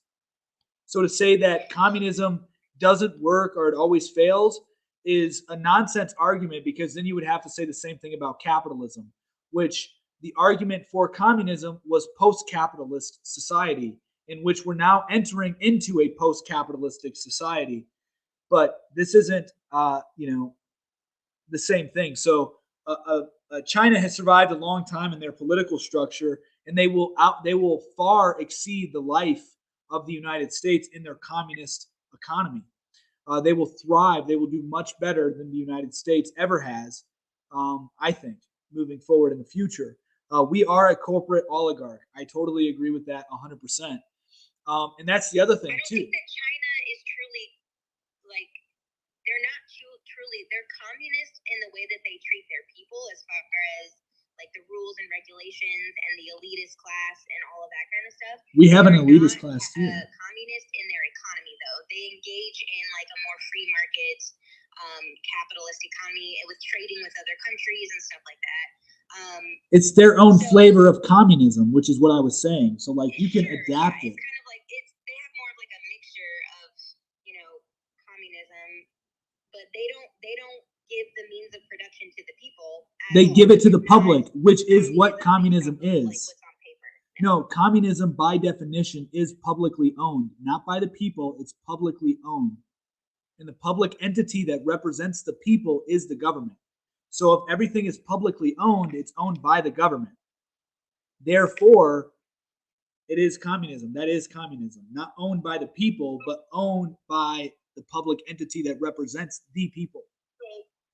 So in essence, communism is pretty much the barter system. No, it's not. No, so the barter system would be more free market. Okay. Communism basically is saying this. There is no private entity, which I'll get to in a second, but there's no private entity. But that isn't true either. But that isn't really true either, because if you go to the Soviet Union,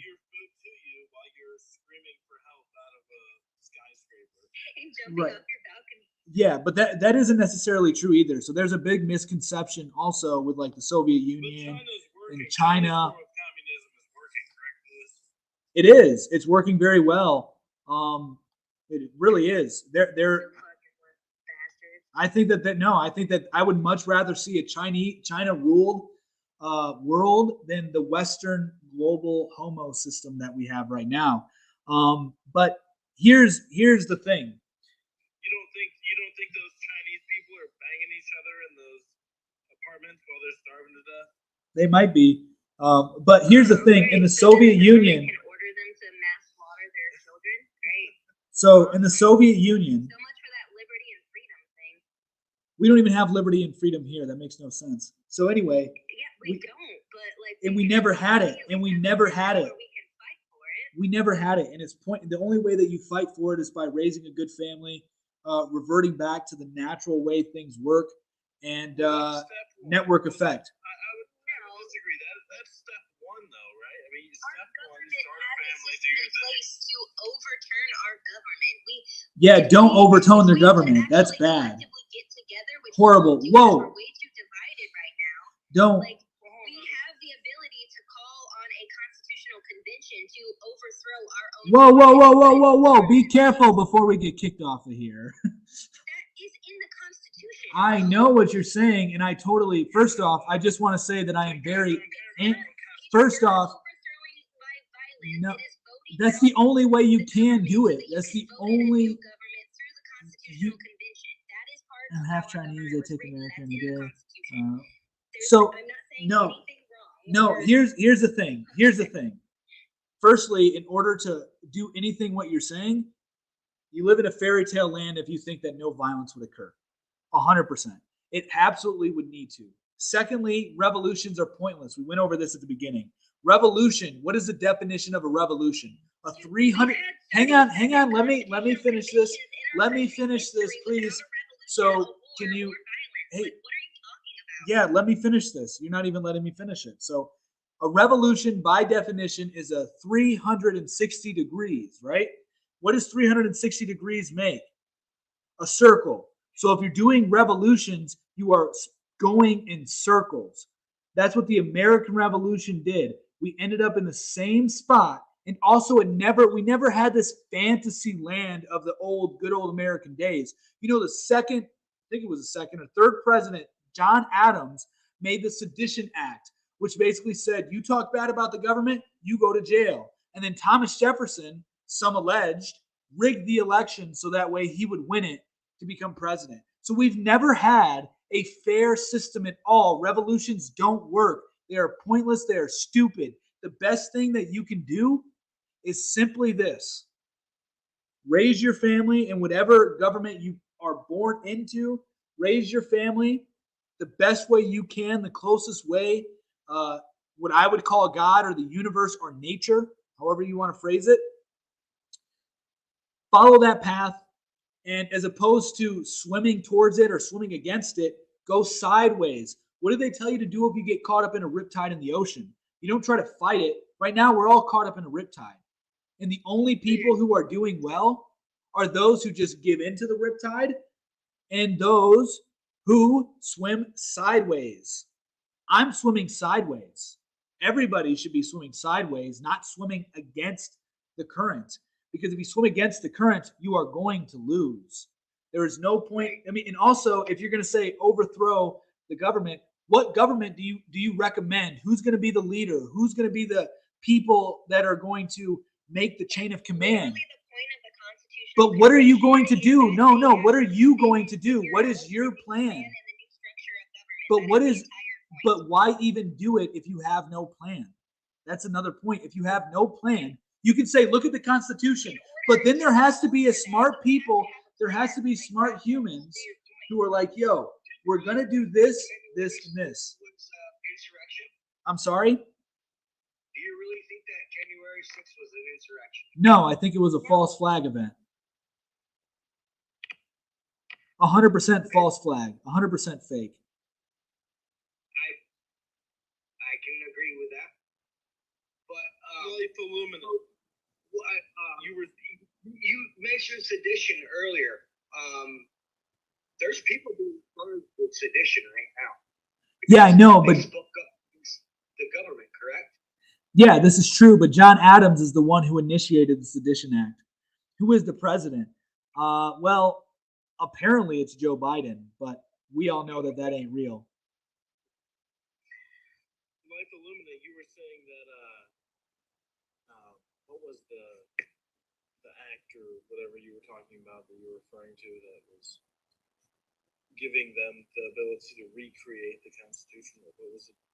It's not, it doesn't have anything to do with the Constitution. So it's in the Constitution that we have the ability to overthrow our government, but it's not talking about like violently overthrowing our government, which I mean, I guess you could do that. You would have to do it. Thomas Jefferson literally stated that there is no reason to do that. False. I've read firsthand documents of Thomas Jefferson. However, he said that we have the ability to put a new government in place by the way that our Constitution was written through a constitutional convention.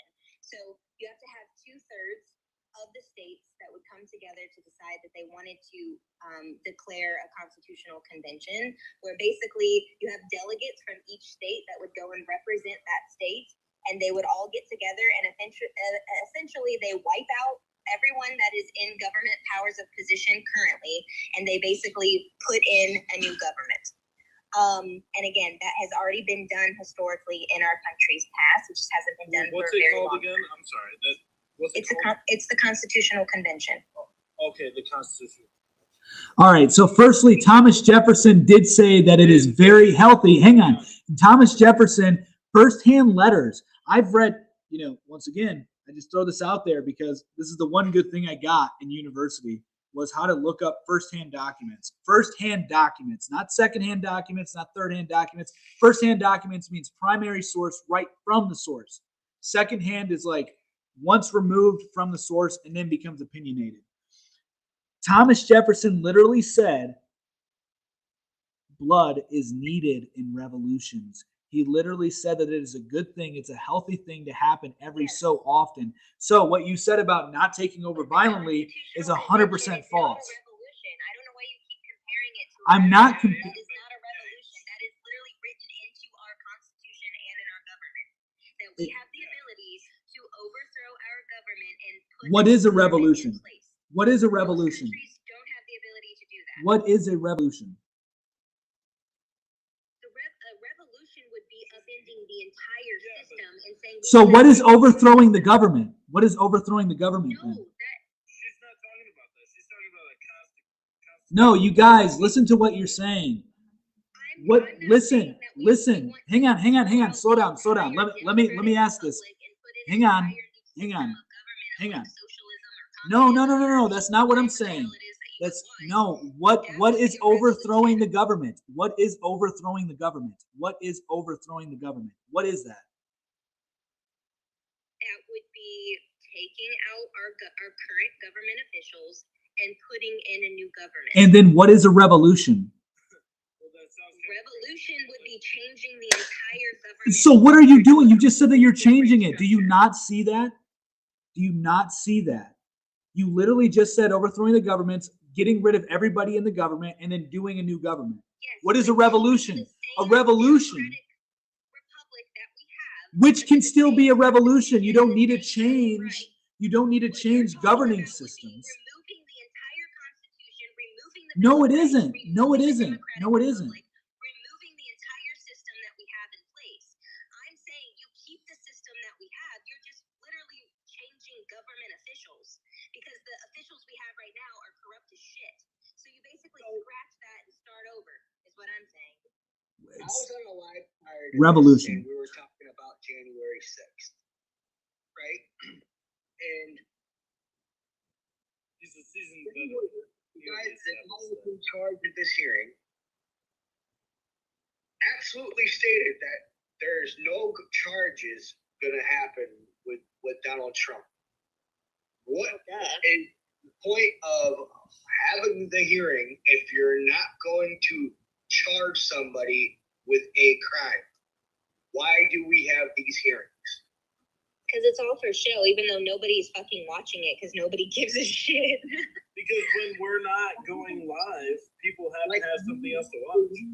These people. No, I haven't watched it all. And like CNN was just having a thing the other day where they were like, why isn't anybody watching the hearings? We don't understand why no one is invested in this.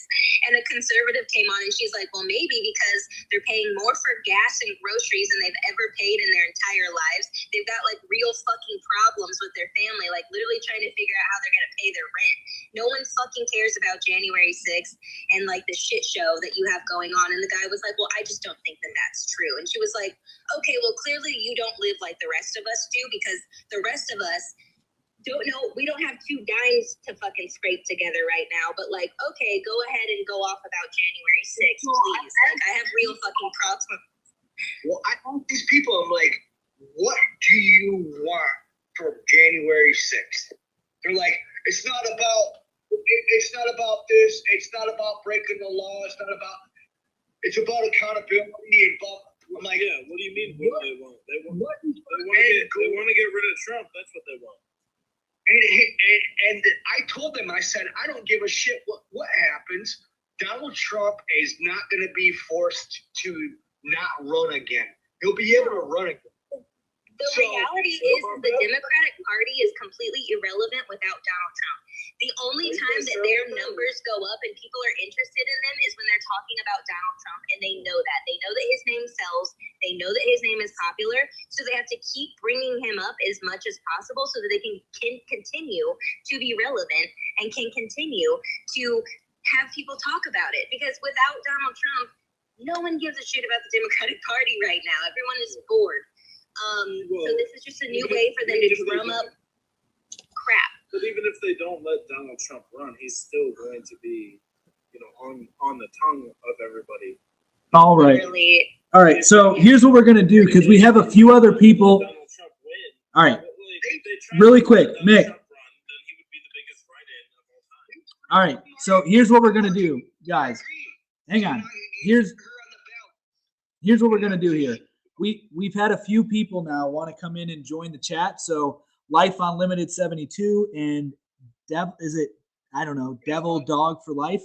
We're going to let you guys off of here, and then whoever else wants to come in, send a request and we can talk some about this. Life Unlimited.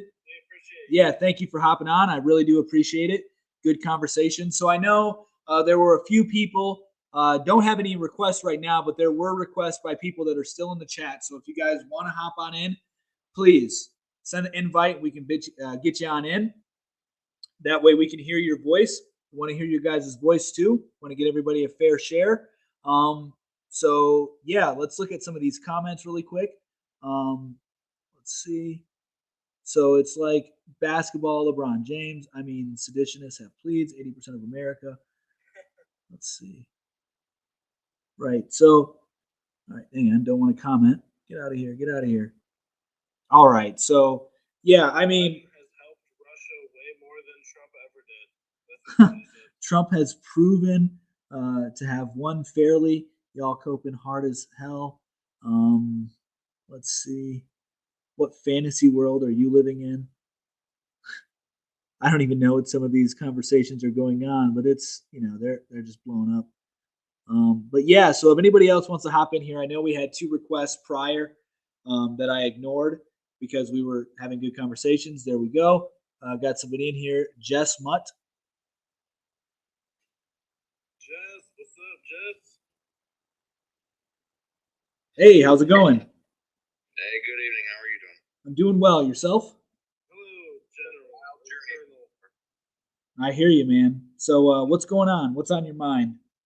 Okay, so I was listening into your very fruitful conversation about women, and I caught it right after you must have made some comment about women not having the right to vote or something, how you feel, and what you expounded upon after that. While I don't necessarily agree with it, I was really intrigued with your logic, and so I just wanted to kind of explore your mind as to like how you come to your conclusions more. To give you a little background, I am 4 years out of a 9-year marriage, divorce, and I'm raising my 2 children. Good for you. When I married the woman, she had a child from another relationship whom I would go on to adopt, but then that child went crazy, much like her mother did, and that child threatened my life and the other two children's lives, and now that child no longer lives with me. And so I have a living example of why men shouldn't be raising other men's babies, because it is just downright dangerous. And so I just want to pick your mind about, divorced men, or if you're aware of what MGTOW is, your thoughts I am. on that. Yeah, I think MGTOW is weak. I think that men, women are like the best thing in life, to be honest with you. I love women. So men going their own way, I think, is a bad thing. It's just going to increase polygamy, which basically means that top dogs, top men, are going to get all the women, which is naturally how it works anyway. But then we have a society. Thank you. Proof of life again. Anyway, but then you have a society where it's lopsided, not like whereas right now we have monogamy in the United States is what's predominant. And so that makes for a more cohesive society, but polygamy tends to be more natural. And so with MGTOW, you're then just inducing you're just causing the polygamy to run rampant and go quicker. I think polygamy is going to be a huge thing in the future. And I think MGTOW is helping that tremendously. Now, as far as divorced men, I don't know. I'm not divorced myself. All good? Okay. I'm sorry to hear that, but I'm glad that, you at least have access to your children. I would say that I do agree with you that other men shouldn't be raising other men's children. I think that that's a recipe for disaster. I would typically warn people to polygamy natural. Yes, it is 100%. Anyway, I think that it's very natural for men not to want to raise somebody else's children. I know I wouldn't. Unless we're in a polygamous society and I have the resources to take in a helpless widow who has children, then that would be a totally different story. But overall, in the society that we live in today, I don't recommend anybody do that. And I think that what needs to be done is I don't know your situation or anything, but work on yourself, work on getting a good source of income if you don't have one already. Being a good dad for your kids, and be very selective with who you allow next into your life, because your children will look to them. I mean, it's going to be confusing to your children regardless to see you with somebody else. So it's an unfortunate situation, but that's what I would say is I would definitely say do not exit the dating pool. Women can be crazy, but this is where being a strong man and having a good frame comes into play. You got to have the woman come into your frame, not the other way around. That's the main thing. They have to. And the other thing is, too, most men get this confused that they should be working to make their woman happy. That's false. You should never be working to make your woman happy because she doesn't know what makes her happy. Fact. They don't even know what they want to eat most of the time. You have to typically say, well, let's go here. And they're like, okay, we'll go there. So, my wife's over there saying that's accurate. So, it's like women want a man that has a purpose. So, before, you want to get back into the dating pool, find your purpose, whatever that may be. It doesn't have to be like this pie in the sky thing that's going to make you $1 billion. It could be something as simple as, got to keep them guessing, right? It can be as simple as, I love working on cars. So my purpose is going to be fixing everybody's car to the best of my ability, right? So, like you got to have purpose and you got to make sure that she's working within your framework because she needs leadership. Forget what everybody else is saying here. Women need leadership from men and men get their leadership from God. That's my belief system. And so that's what I would recommend is find your purpose, stick with that purpose, and then introduce a woman into your framework. Do not do the opposite. Don't try to make her happy. She doesn't want you to make her happy. Vibrators do a much better job at that than we ever could physically. So that's why they want a man with a purpose. So you've been married for how many years? I must have missed that part. I've been married for 5 years, but we've been together for about 10 years. I've been sexually active since 6th grade, so I know quite a deal about women. Yeah, you know what the market is like these days. Not really. I mean, I haven't been in the market, but I do know that there's a lot of promiscuity going on, and there are a lot of confusion, and that has a lot to do with birth control pills and all that. I disagree. I think you should try to make your woman happy. Yeah, I know you're a woman. That's why you say that. You're doing a good thing by taking care of your kids, man. 100%. A lot of men don't do that. Oh yeah, We appreciate that here at MOT. I'm definitely in a unique position when it comes to being a single father, 100% physical and legal custody of the two kids. Yep. It's your job. It's your responsibility, and that's what we're trying to promote here at MOT is men being men. You need to take care of your kids, take care of your responsibilities. Exactly. You got any other questions? Any other topics that you want to talk about, man? Well, I could give you a little bit more of my story, and you can comment as you please. But I was very much a simp growing up, teenage years, early adult, and I met my ex-wife through a blind date, and then 6 weeks later we were married. I don't recommend it. It's dangerous. Yeah, for sure. I became a stepfather that same day, and then a year later we had our firstborn son on our 1-year anniversary. And I lived that life of trying to work to please her and give her what I thought she wanted and what she thought she wanted. Of course, what she wanted changed quite periodically. It's based on her period, by the way. It's based on the cycle. 100% true. Yeah, what they want changes. Like eating my own tail. Yeah. And then towards the end of our marriage, I was beaten down and like exhausted from the various types of abuse that I was receiving from her. And she basically ran off with one of her exes on more than one date. And in the midst of all this, she was dealing with her own psychological issues that she was in and out of mental health facilities.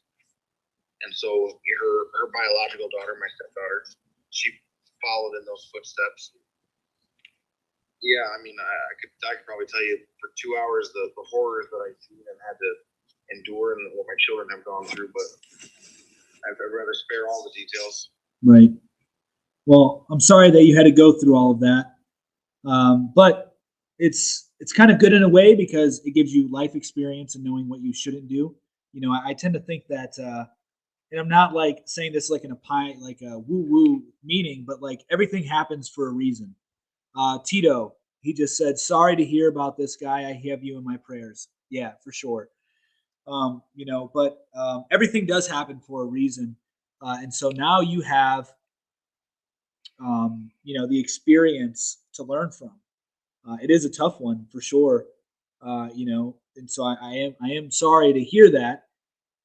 But I would say that I kind of picked up on that you may have been simping, because that's where a lot of men go wrong, and it's unfortunately because of movies, because of music. I like country music. I grew up in the country. I like rap too, but I really like country music as well. And when I listen to country songs, they're a bunch of simps, man. They're all crying about their girls, and so when you watch movies, when you listen to this music, you get this impression of that's what you need to be a man, to be a good husband, which is totally false. So, and then in addition to that, it's a lack of having strong men around you. You had me at blind date, right? So, I would say that really just focus on becoming a better version of yourself and really find your purpose, find what makes you tick, focus on that. And the next time you have a girl, don't try to please her. Just focus on your purpose. That doesn't mean to ignore her, but understand that the best weapon, the only weapon a man has in a relationship is their attention. That's all. Because women are the gateway to sex, and that's what all men want. But in order to get sex, you need to give attention. And simping basically is giving too much attention and not receiving any sex or very little in return. Yeah. So, basically, like Ren Suff just said, ignore her a little bit. That'll help for sure. So for instance, I mean, a good tactic to use, like I wouldn't necessarily agree with like arguing with a woman very much. I sometimes do that. I'm very combative though. I have a very aggressive personality, so it's the Puerto Rican blood in me. So sometimes I can't help myself, but Agree with the concept of the sexual value marketplace. 100%. Okay. Yeah, like So, Rollo Tomasi. yeah. Yep. I was introduced to the entire manosphere basically as I was going through my divorce. I ended up representing myself, and she was a no-show, so I got everything I wanted. She was even paying me support for some time, and come to find out, while she was bouncing around between homeless shelters and men who would let her live with them for a few days, she ended up finding one guy in particular that she's with now for long term, and I discovered that he's a cross-dresser. Jeez. So he found somebody that finally accepted him for his lifestyle, and she found somebody that would basically give her a roof and food. They're meant for each other. Wow, that's a crazy one. But yeah, man, I mean, you just need to increase your marketplace value. How old are you? 34. Dude, so like men is opposite for women, as I'm sure you know, listening to Rollo Tomasi. But as you get older as a man, your marketplace value actually increases because you should have a higher net worth. You should have a better network. And women like older men. They typically seek older men. As for women, the opposite is true, which is why it's very sad what's taking place in our modern day society, that women are waiting to have children, wanting to be more promiscuous, wanting to have these careers, and not have children until they're 30 when they have a biological clock that determines how long they can have children. 25 is like the most fertile time to have children. Actually, it's before that. But right around 25 is like the best time. And for men, we can be fertile pretty much our whole life. So I would say, you're about to enter, I would say, your sexual marketplace prime. And just like I keep saying, man, make sure next time that they work within your frame. Like, and that doesn't. I've been dabbing around a bit with the marketplace, seeing what I've gone on a few dates basically. I tell you what, the women that are willing to go on a date with me, they just scream red flag after red flag, and I've just basically withdrawn from the dating scene altogether. I decided I'm just gonna. I got 10 years left of raising kids, so I decided I'm just gonna focus on me and getting these kids up into adulthood and sending them on the right path. And then once I get all that cleared away, I'd be open to the idea of dating, but I'm by no means chasing anything at this point. I'm done with that. Yeah, I wouldn't recommend chasing either. I would say, work on yourself, and then they will. I'm telling you, I've had this with myself. It upsets my wife sometimes, but women, they'll put out hints. They'll show you they're into you, man, and then you just got to be willing to pick up on those cues. Let them come to you. That's exactly right. Like, people have it backwards that you should be chasing women. Actually, women seek out high value men, and that's what you should attempt to be. Not everybody. I don't agree with the manosphere that everybody can be a high value man, but I do think that you can increase your value to the point where you can get a sexual partner, especially if you've already had one. You have children, you've had a sexual partner. So if you had girlfriends and stuff, I think that you can definitely increase your value. Yeah, but at this point, I'm not even sure if I find value in a romantic or sexual relationship with a woman, just because I've been to hell and back with mine. So everything, I don't know if I'm imprinting or not, but everything just looks dangerous to me. Yeah, I get that for sure. And I know that our legal system's messed up, and that's another issue when it comes to men. They get mistreated in our legal system.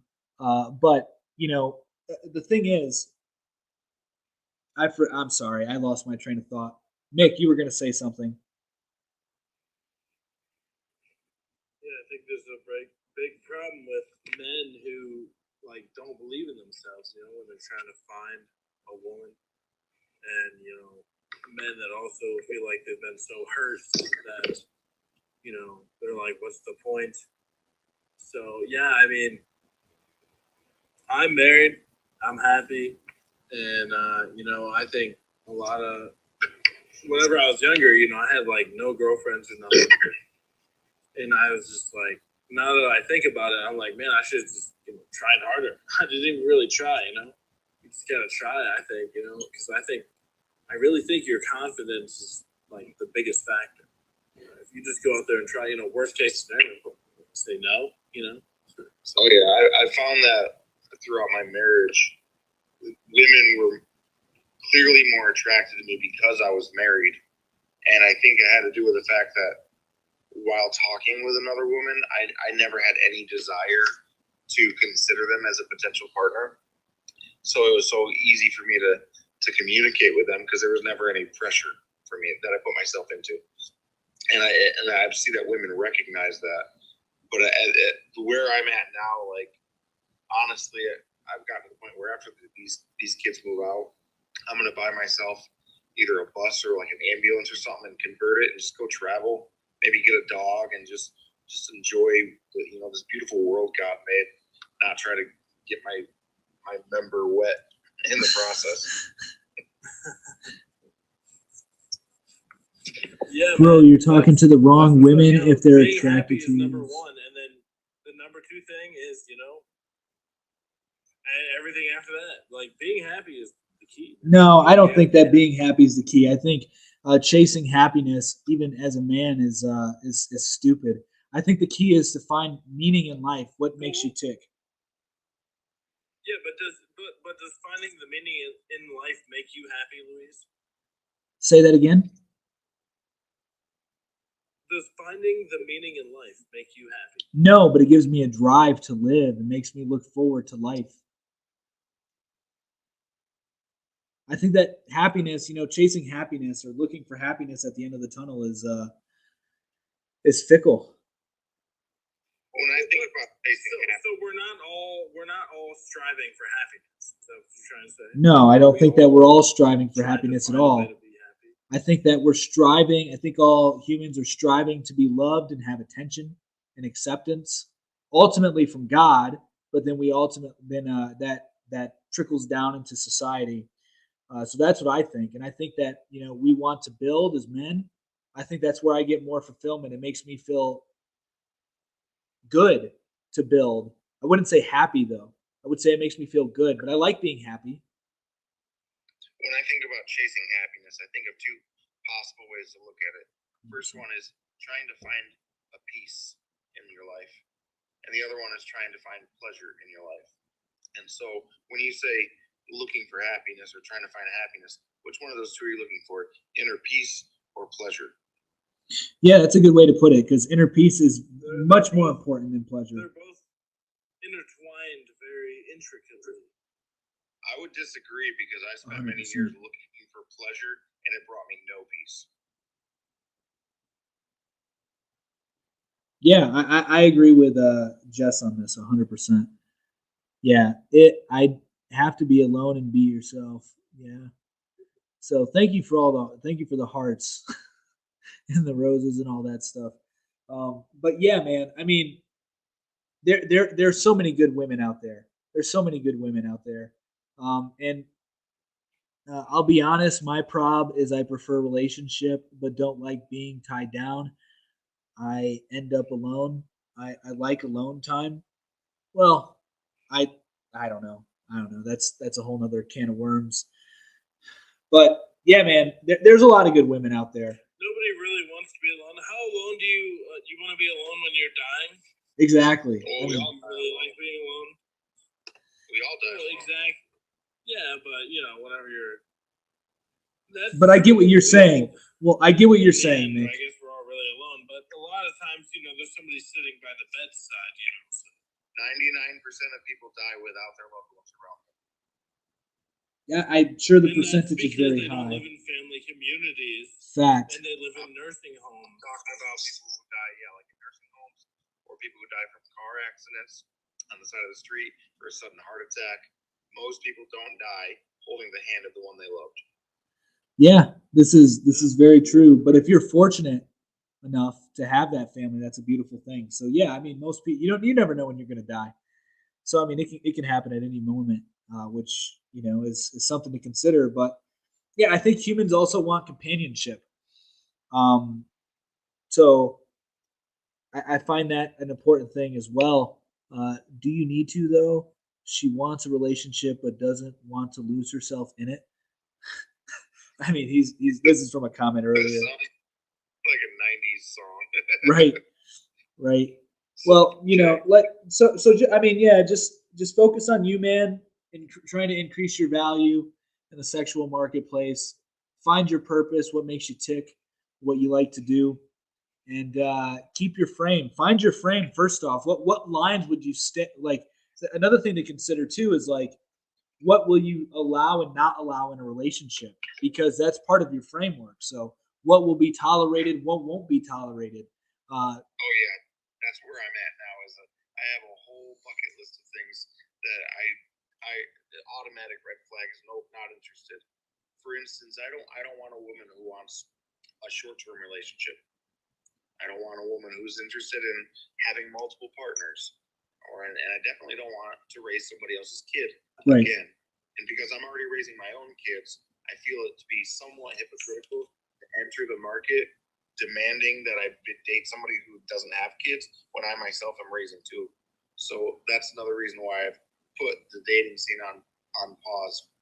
But I want to ask you another question. What is your thought on a non-legal marriage? I mean, hey, if that's what you want to do, I think that marriage is just basically a ceremony dedicating your life to somebody. That's all. It doesn't have to be involved in the government. It's just making a statement and a commitment. That's all. Yeah, I've had a couple women tell me that if all I want is a non-legal marriage, then they're not interested in me at all. So those are pretty quick first dates. Well, you could also, I mean, if Well, maybe you should try to educate them on it. They may not know Well- what you're talking about. They might just think you're crazy. but you could also another I'll answer.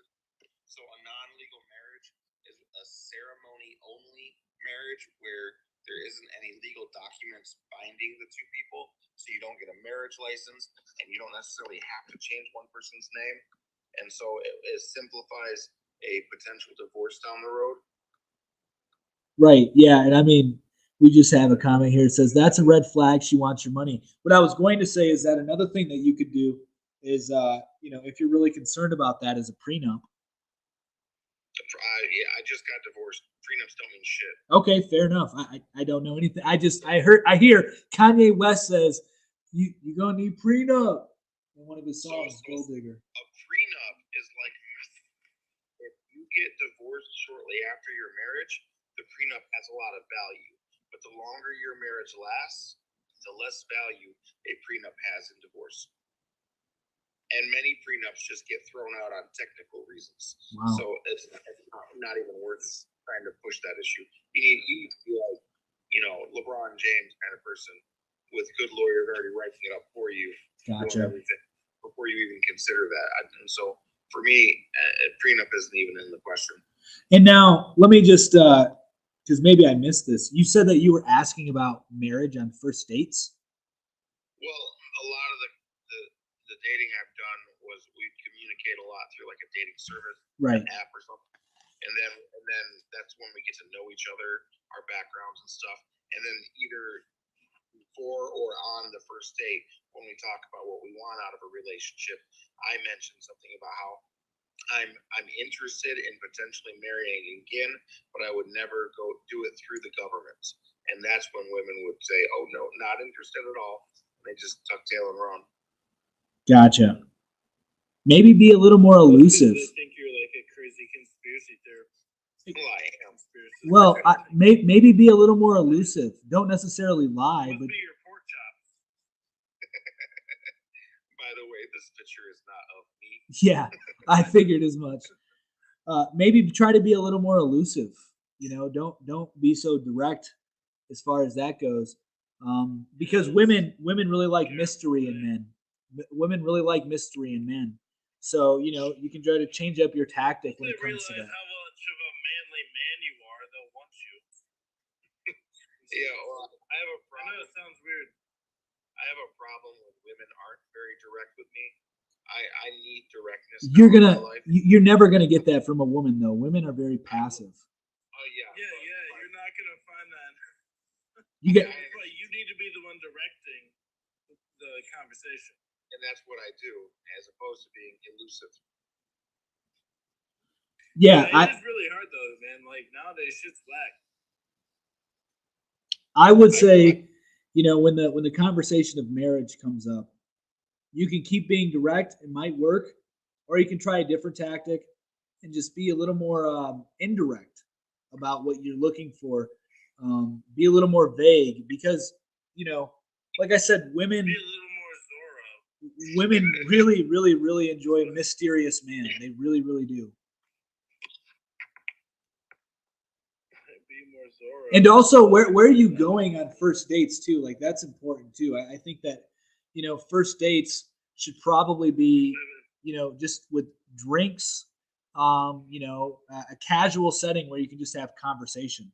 I think is the ideal first date, as opposed to like getting a meal. Because then maybe they won't eat what they want to eat. Maybe they're not really hungry. Maybe that makes it a little more awkward for both parties. Definitely not movies. But try to do something that's just more of a conversational setting and try to keep things light. Be playful, and because women. I've got two roadblocks. So you said go on a first date with drinks. The first one is I don't drink coffee, and the second one is I don't drink alcohol. But you drink water, right? Yeah, but just the idea if I invite a woman out for a drink and then I'm ordering more juice. Well, but we all eat, Invite someone out for a eat, to eat. We all eat, right? Yeah, at this point, the setting isn't even like on my radar. To me, it's just the market in general. Hey, I'll tell you right now, the fact that you've talked to us this long about it proves that you are putting in more effort in it than most men that these women are. It's been probably, it was pre-COVID when I went on my last date. So, and I was divorced in 18, so that's about half of my divorced life.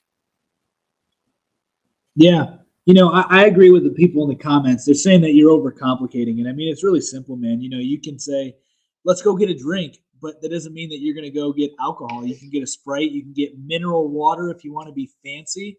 If you really want to appear like you got money, ask for the sparkling water. Ask for the mineral water. And then that. Appear like I have money. Yeah, exactly. Like I'm paying top dollar for my water. Let's go for a bite to eat. Everybody eats. Yeah. I think you guys are putting band-aids on cuts that don't exist right now, as far as telling me where to take first dates and stuff. But I'm not telling you where to take it. No. So basically, I mean, really, I mean, it's up to you on when you're going to enter the dating pool, if that's what you really want to do, and just have fun with it, man. Just have fun with it. And there's a lot of good women out there. Don't fake anything. That won't work in the end. Yeah, nobody's recommending faking anything. Yeah, definitely. Tito says Applebee's. Yeah, definitely don't fake anything. I can tell right now that this dude, Jess is a genuine man. Like, dude, I can tell right now just talking to you that you would be a cool dude to hang with. And that you're a legit dude. Like, so all I'm saying is, bro, like, just keep it up, bro. You can't control it. That's the whole thing I've learned about the COVID thing. I try to be telling people about that. You can't control everything in life. You can try your hardest. So go out, just go, do your thing, man. Like, you can't control everything. If some people die alone, it's just the fact of life. Yeah, and I've accepted that. That's not really something I'm afraid of anymore. As a matter of fact. And you might get lucky. You might get lucky, though, bro. You might find someone. Like, dude, you might find someone tomorrow. Dude, you might go out tomorrow and find someone. I'm open to the idea of stumbling into something amazing, but I'm not actively searching for it anymore. My energies are focused on me and my children. Yeah, there's no point. Why? You can't control it. Just do you, bro. Fact. You'll figure it out. Yeah, just be a great dad. I'm sure you're a great dad. But all right, man. I mean, do you have anything else? Oh, I've got lots of things, but we spent a lot of that time on one topic, and I kind of feel a little drained. I'm gonna step out, and I'm gonna stay in your live and just watch. And if I have anything else, I'll come back in. Okay. All right, sounds good, man. Thanks for hopping on. That was really cool. Best of luck to Jess. I think that he'll be fine, man. I think that he'll be fine. Take your kids and the girl to Applebee's, bro. You're the best, bro. Tito's over here. Oh my god, this guy's a walking meme, Tito. But yeah, man. So I mean, that's a huge issue. Friday, so he's gonna have to go to TGI Fridays. Right.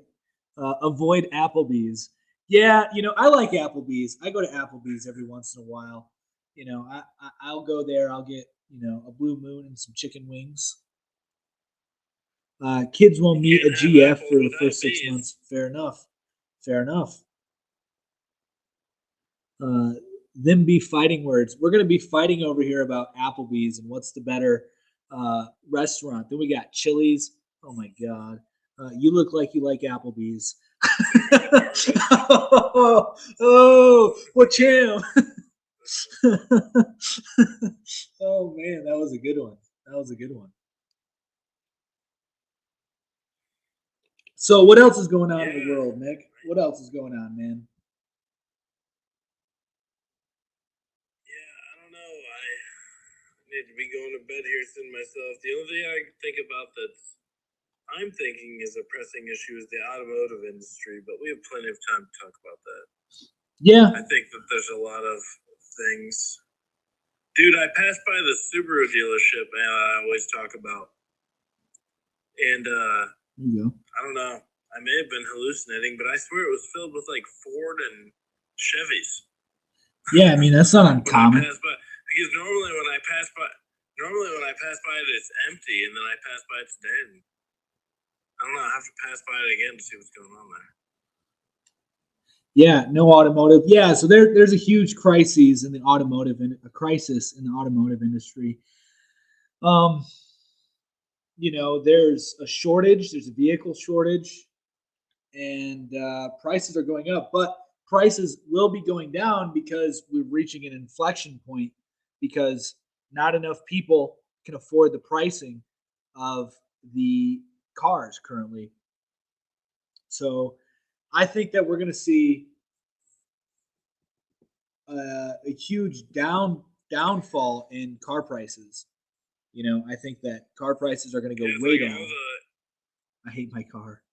It's like they're getting rid of all the Asian cars, and they only want us to buy Fords and GMs. Because I passed by the Subaru, like I said, the Subaru dealership was filled with Fords and GMs. It looked like. Yeah. Like the lot was empty for months, and then I drove past it today, and I'm like, "What the hell?" Like. Oh, Jess Mutt wants back in here. Let's see what he has to say. I want to buy a Legacy. I like Subarus. We have a Subaru Impreza. What's going on, Jess? Another topic I'd like to talk about. Yeah. So I have also recently adopted the mindset of being a libertarian, and I've learned a lot about the financial realm, where money comes from, and how it works in the grand scheme of things.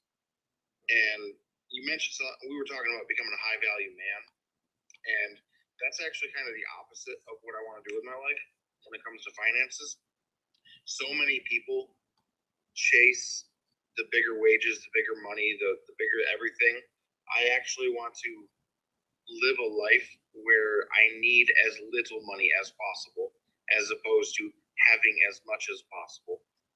My ideal lifestyle after the kids move out is I'm going to be living in an ambulance, and I'm going to be traveling for 7 or 8 months out of the year, and then working a minimum wage job the rest of it, just so that I could do whatever the hell I want and just enjoy the scene and build friendships with people around the country, strangers that I run into once or twice a year or whatever.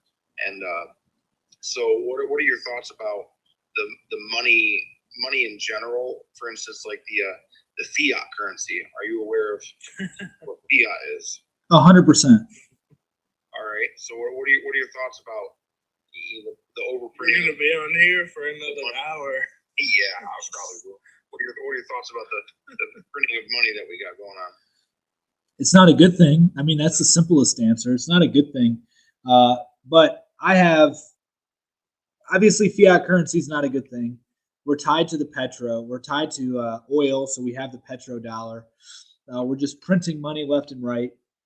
So it's not a good thing, as I've already mentioned. But I think that we're going to be heading towards a he needs an online job. Yeah, to be a nomad. But anyway, yeah, I mean, what specifically do you want to know about my opinion on that? Because like obviously it's not a good thing. So what do you think is the end game? As in, like, Okay. we can't continue down this road indefinitely. What happens? Does it collapse? Yeah. Does it collapse? How would you personally be preparing yourself and your family for such an event?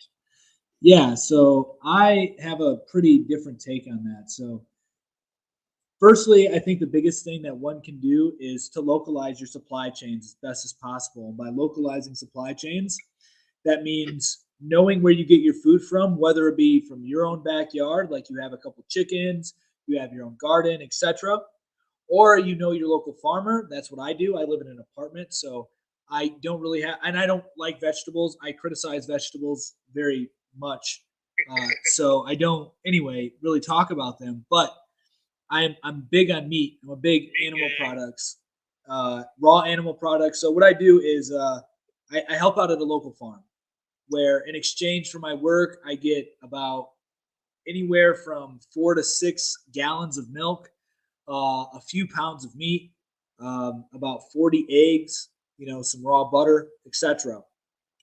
And then we obviously get our food from the grocery store too, where we don't get enough. So what I'm getting at with this is localizing your supply chain helps reduce your dependency on the system that's collapsing. That's huge. So that's one big thing that I would recommend doing. Buy a cow. Yeah, if you have the land, buy a cow, and if you have the time, buy a cow. But that's the first thing I would say before you even talk about money. And then next thing I would say, because I do think prices, especially for food and fuel, are going to go up. I think a lot of things are going to become very cheap though, because we have a very weird economic situation right now. But anyway, so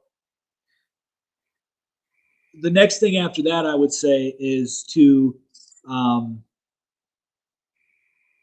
basic savings would be, save 6 months worth of your financial expenses, and then also create a food bank. I think that people overlook this concept a lot, and that's just basically making a food savings account with non-perishable goods for the worst case scenario. Even if nothing ever happens, but let's say you lose your job, well, because of those non-perishable goods, you no longer have to pull funds out for food during the meantime of that transition. So it serves multiple purposes to have a food savings account. So I think those are the really, really big things. Now, as far as what I think is going to happen, I think that global supply chains will continue to break down. I think the country and the world in and of itself will become more nationalistic. Therefore, everything will become more localized. But it's going to be a rough transition. And so definitely get out of big cities, live in a more rural area, suburban area. It definitely increases your odds of definitely surviving and thriving. And I think that from a financial aspect, where one can park their money, like I'm not giving financial advice, I'm a big crypto guy. I'll be straight up with you. I'm a big crypto guy. I love cryptocurrency. That's where pretty much I have my savings account is in crypto. And I think that gold and silver, they do have value. They do have real world value. And with that, it might be good to hold some gold and silver, but I think cryptocurrencies are going to play a huge role. They're an alternative asset. and I think that they're important for everybody to hold, in my opinion. But as far as what I think is going to happen, like as far as a collapse, I think what they're going to do is we are going to begin to see a parallel economy being developed. And yeah, somebody just said they have tanked though. Yeah, but this is normal. We were talking about this earlier with cryptocurrencies. Bitcoin, Ethereum have lasted the longest, right? And in bear markets, it's not unusual. It's actually very common for Bitcoin to drop 85%, Ethereum to drop 90 to 95%, and all the other altcoins to drop right around 95 to 100%, essentially. So it is definitely high risk, and there's a lot of volatility, but there's a huge, huge upside during the bear market. I mean, bull market. But anyway, so what I think is going to happen is a parallel economy will be established. It already has been established in the digital world. So I think as the metaverse advances, we're going to be able to see the pumping of money into the digital world because you can infinitely print things in the digital world where you can't do so in the physical world. So you're just going to give people more opportunities to spend money in the digital economy, which I think is the future. And that's why I don't think necessarily the economy's dying. It's just evolving. So I don't think that you're ever going to really need to use your gold or silver. I think that you're going to have to become more immersed in the internet to get more money. When you say infinitely printing, are you referring to additional resources or dividing what exists into smaller fractions? Well, as far as digital goes, it can be both. Okay, but isn't the printing of money what's causing the problem with fiat in the first place? It is. But look at how long fiat has lasted right now. And so if you can perpetuate that, I'm not saying the system will last a long time, and I'm not saying the system is good. I'm just saying that this is what I believe is going to happen, is an evolution of the economic system into a digital system where you can do both. You can this is the shareholder economy that the elites are talking about. I think it's going to be mostly digital. And I think that it's going to allow them to keep printing money. And I think that it will perpetuate this economy and evolve it in ways that we aren't even able to fathom. I think that it won't be just like it isn't uncommon to meet people who have who make $100,000 a year. In that future, I don't think it'll be uncommon to see people with millions of dollars making millions of dollars a year. Millions of dollars will just be the new upper middle class. It won't be the wealthy class. It'll just be the new upper middle class. So, it's going to be devaluing the money, but that's what I think. I don't think that you're going to have this huge economic fallout. I tell you what, I've been getting really exhausted hearing the two sides of the argument, where one side says we need to raise minimum wages, and then the other side says, oh, but if you do that, then the cost of living, the goods and services are going to increase. And they both recognize the symptoms of a problem, but neither one is going to admit the source of the problem. And nobody wants to address our, like $20 trillion debt or whatever. I don't even know anymore. I lost count. Yeah, it's something like that. And then the printing of money, like if you compare generations and the people that were born in the 50s and they have their retirement now and they're living in $1 million houses, and they look at the younger generations and say, oh, you just need to work harder or do this and do that. But man, those generations, they were living in a society that was borrowing off of my generation's labor value. They were printing money left and right, and now it's my generation that's having to work, have two incomes per household in order to sustain the same family in a smaller house. And so like they don't get how money's worked throughout the generations. And, right. And then it's frustrating to see people just say, oh, we need to have minimum wage at $15 an hour or $20 an hour. Like, yeah, but you're just chasing a dollar, and you don't recognize that the dollar has a value that is fluid, and by demanding a specific number value on your wages, you might not get the same buying power out of it. We need to stop looking at how many dollars per hour we are earning and start looking at how many gallons of milk per hour we are earning, or how many gallons of gas per hour we are earning.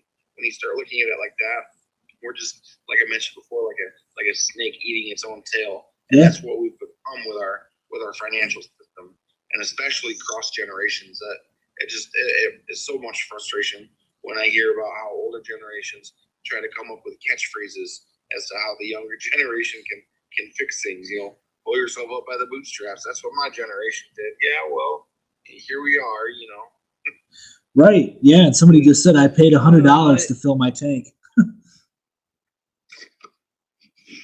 You were gonna say I'm a something, gold Nick. bug compared to Louise. Louise is more crypto. I'm more gold. But I have warmed up to crypto. I'm not going to miss out on the billion. I'm going to cast my line out there and try and make some money on it. So I bought on this dip, and actually right now I'm down about 50%, but I'm okay with that because I do think that, crypto will be a part of the future with how much is already gone crazy.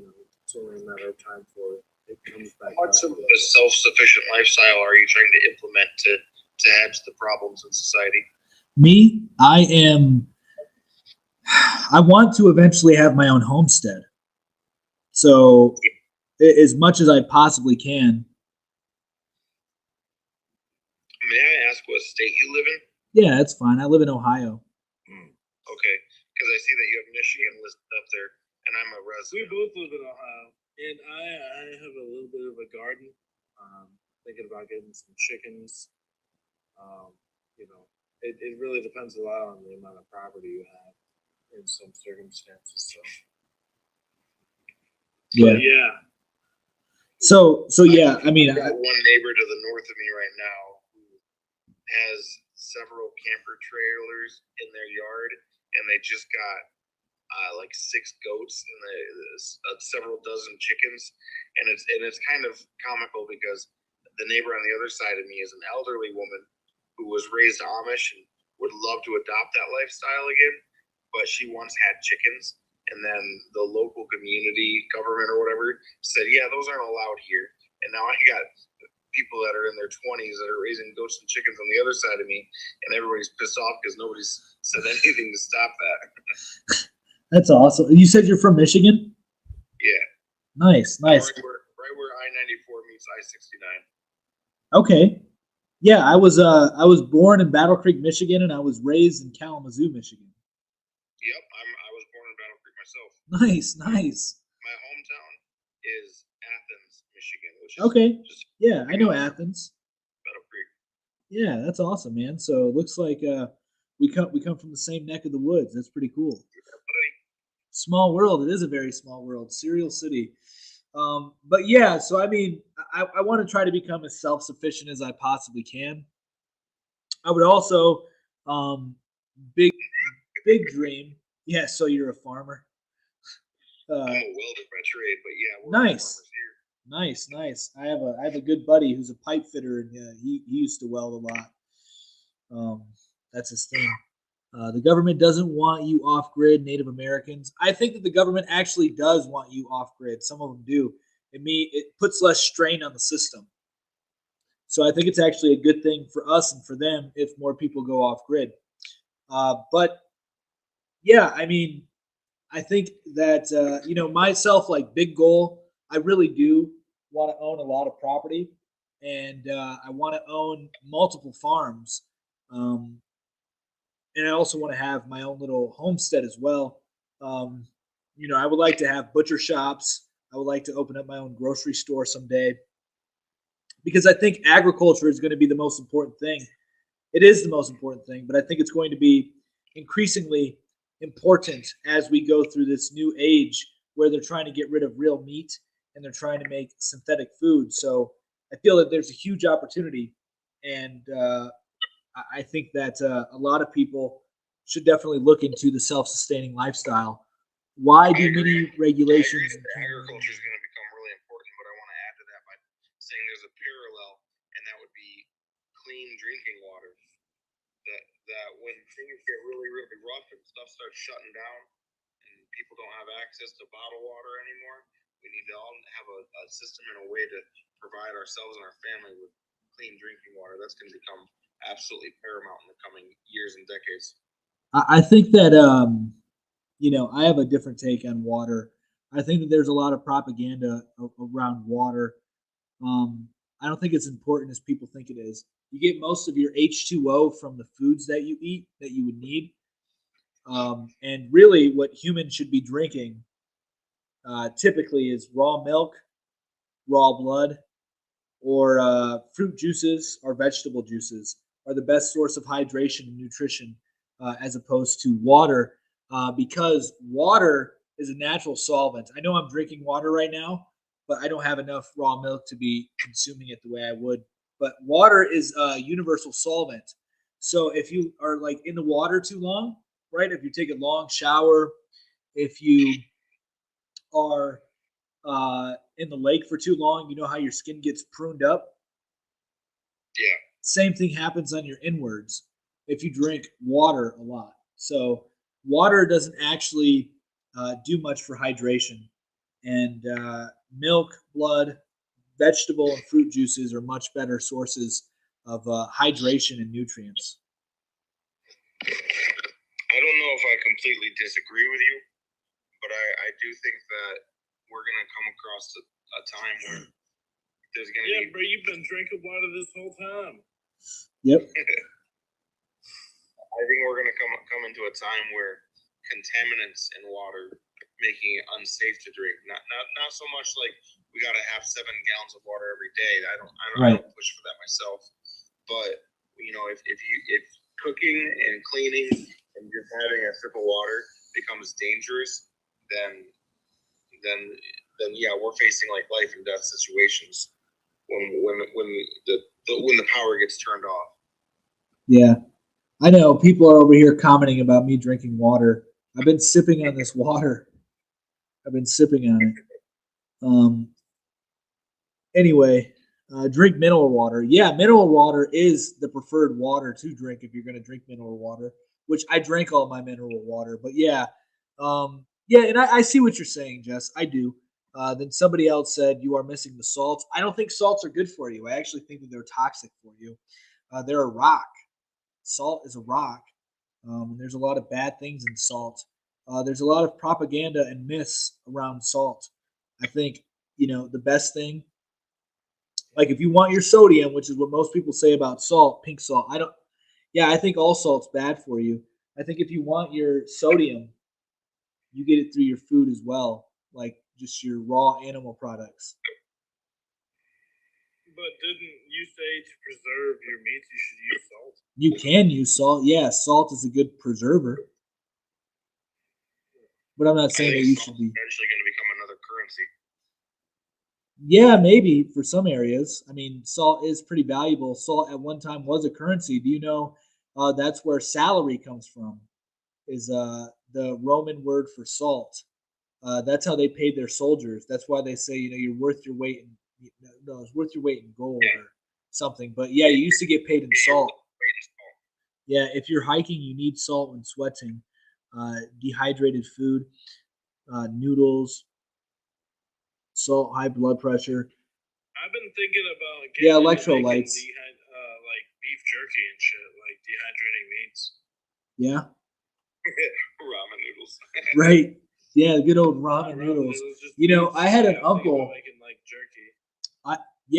That would be cool to do some dry meat. Funny story, really quick. I have an uncle who was in prison a couple times, and I remember the first time he got out of prison, or the second time he got out of prison, actually. He showed me one of the things that they used to do when they were in prison. Ramen noodles, new currency. Ramen noodles is one of the currencies in prison. Anyway, they would take the raw ramen noodles and put peanut butter on top of them. Just smear peanut butter on top of them and eat them like that. And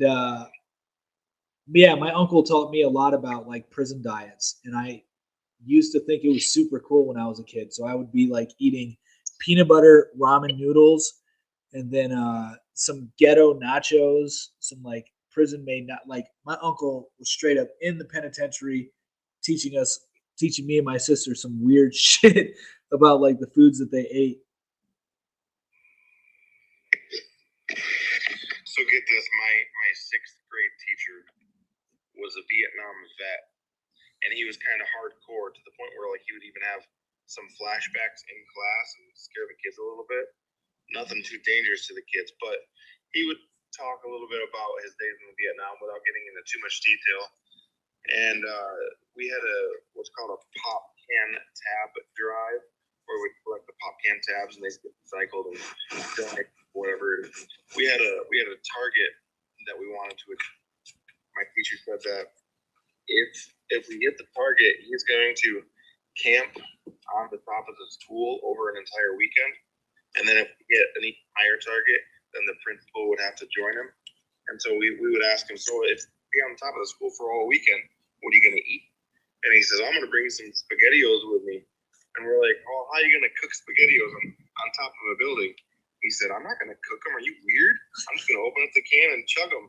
And I tell you what, that's the only way I eat my SpaghettiOs to this day. Oh, yeah. I open up the can and I just eat them cold. It's so good. My kids look at me funny and I say, you'll never know. You'll never know. You'll never know.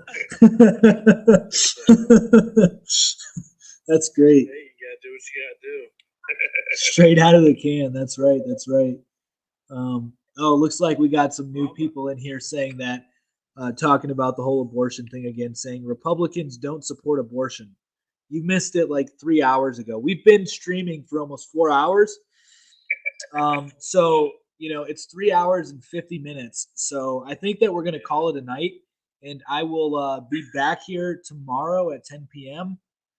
Eastern Standard Time for the Honest Hour, talking about a bunch of other topics. So, yeah, let's see here. When you go to the hospital, they give you saline sodium. Yeah, I was just saying that sodium is good, but I think that salt is bad for you. Like the raw salt is bad for you. Augenus Vonderplanitz does a lot of topics on that. I would look into Augenus Vonderplanitz. He was a nutritionist. But anyway, all right, guys. Jess, thank you for coming on the show. I appreciate it. Everybody that came on the show, thank you very much. I will be back here tomorrow, 10 p.m. Eastern Standard Time. Probably won't be going for almost 4 hours, but who knows? We'll see. I wasn't planning on going for almost 4 hours tonight, but we had good conversations, good topics, good debates. So I enjoyed it. So thank you all for showing up. Be sure to hit the like sign, plus sign, follow everywhere. MOT Media everywhere, YouTube, Spotify, Apple, all that good stuff. Consider supporting the channel with the Cash App right here, because we got a lot of content we produce for free, and we also have a lot more things in the works. So yeah, guys. Hey, TikTok people, make sure you check out the MOT Today channel and the MOT Sports channel. That's right. So, all right, guys. Much love. Peace. Peace.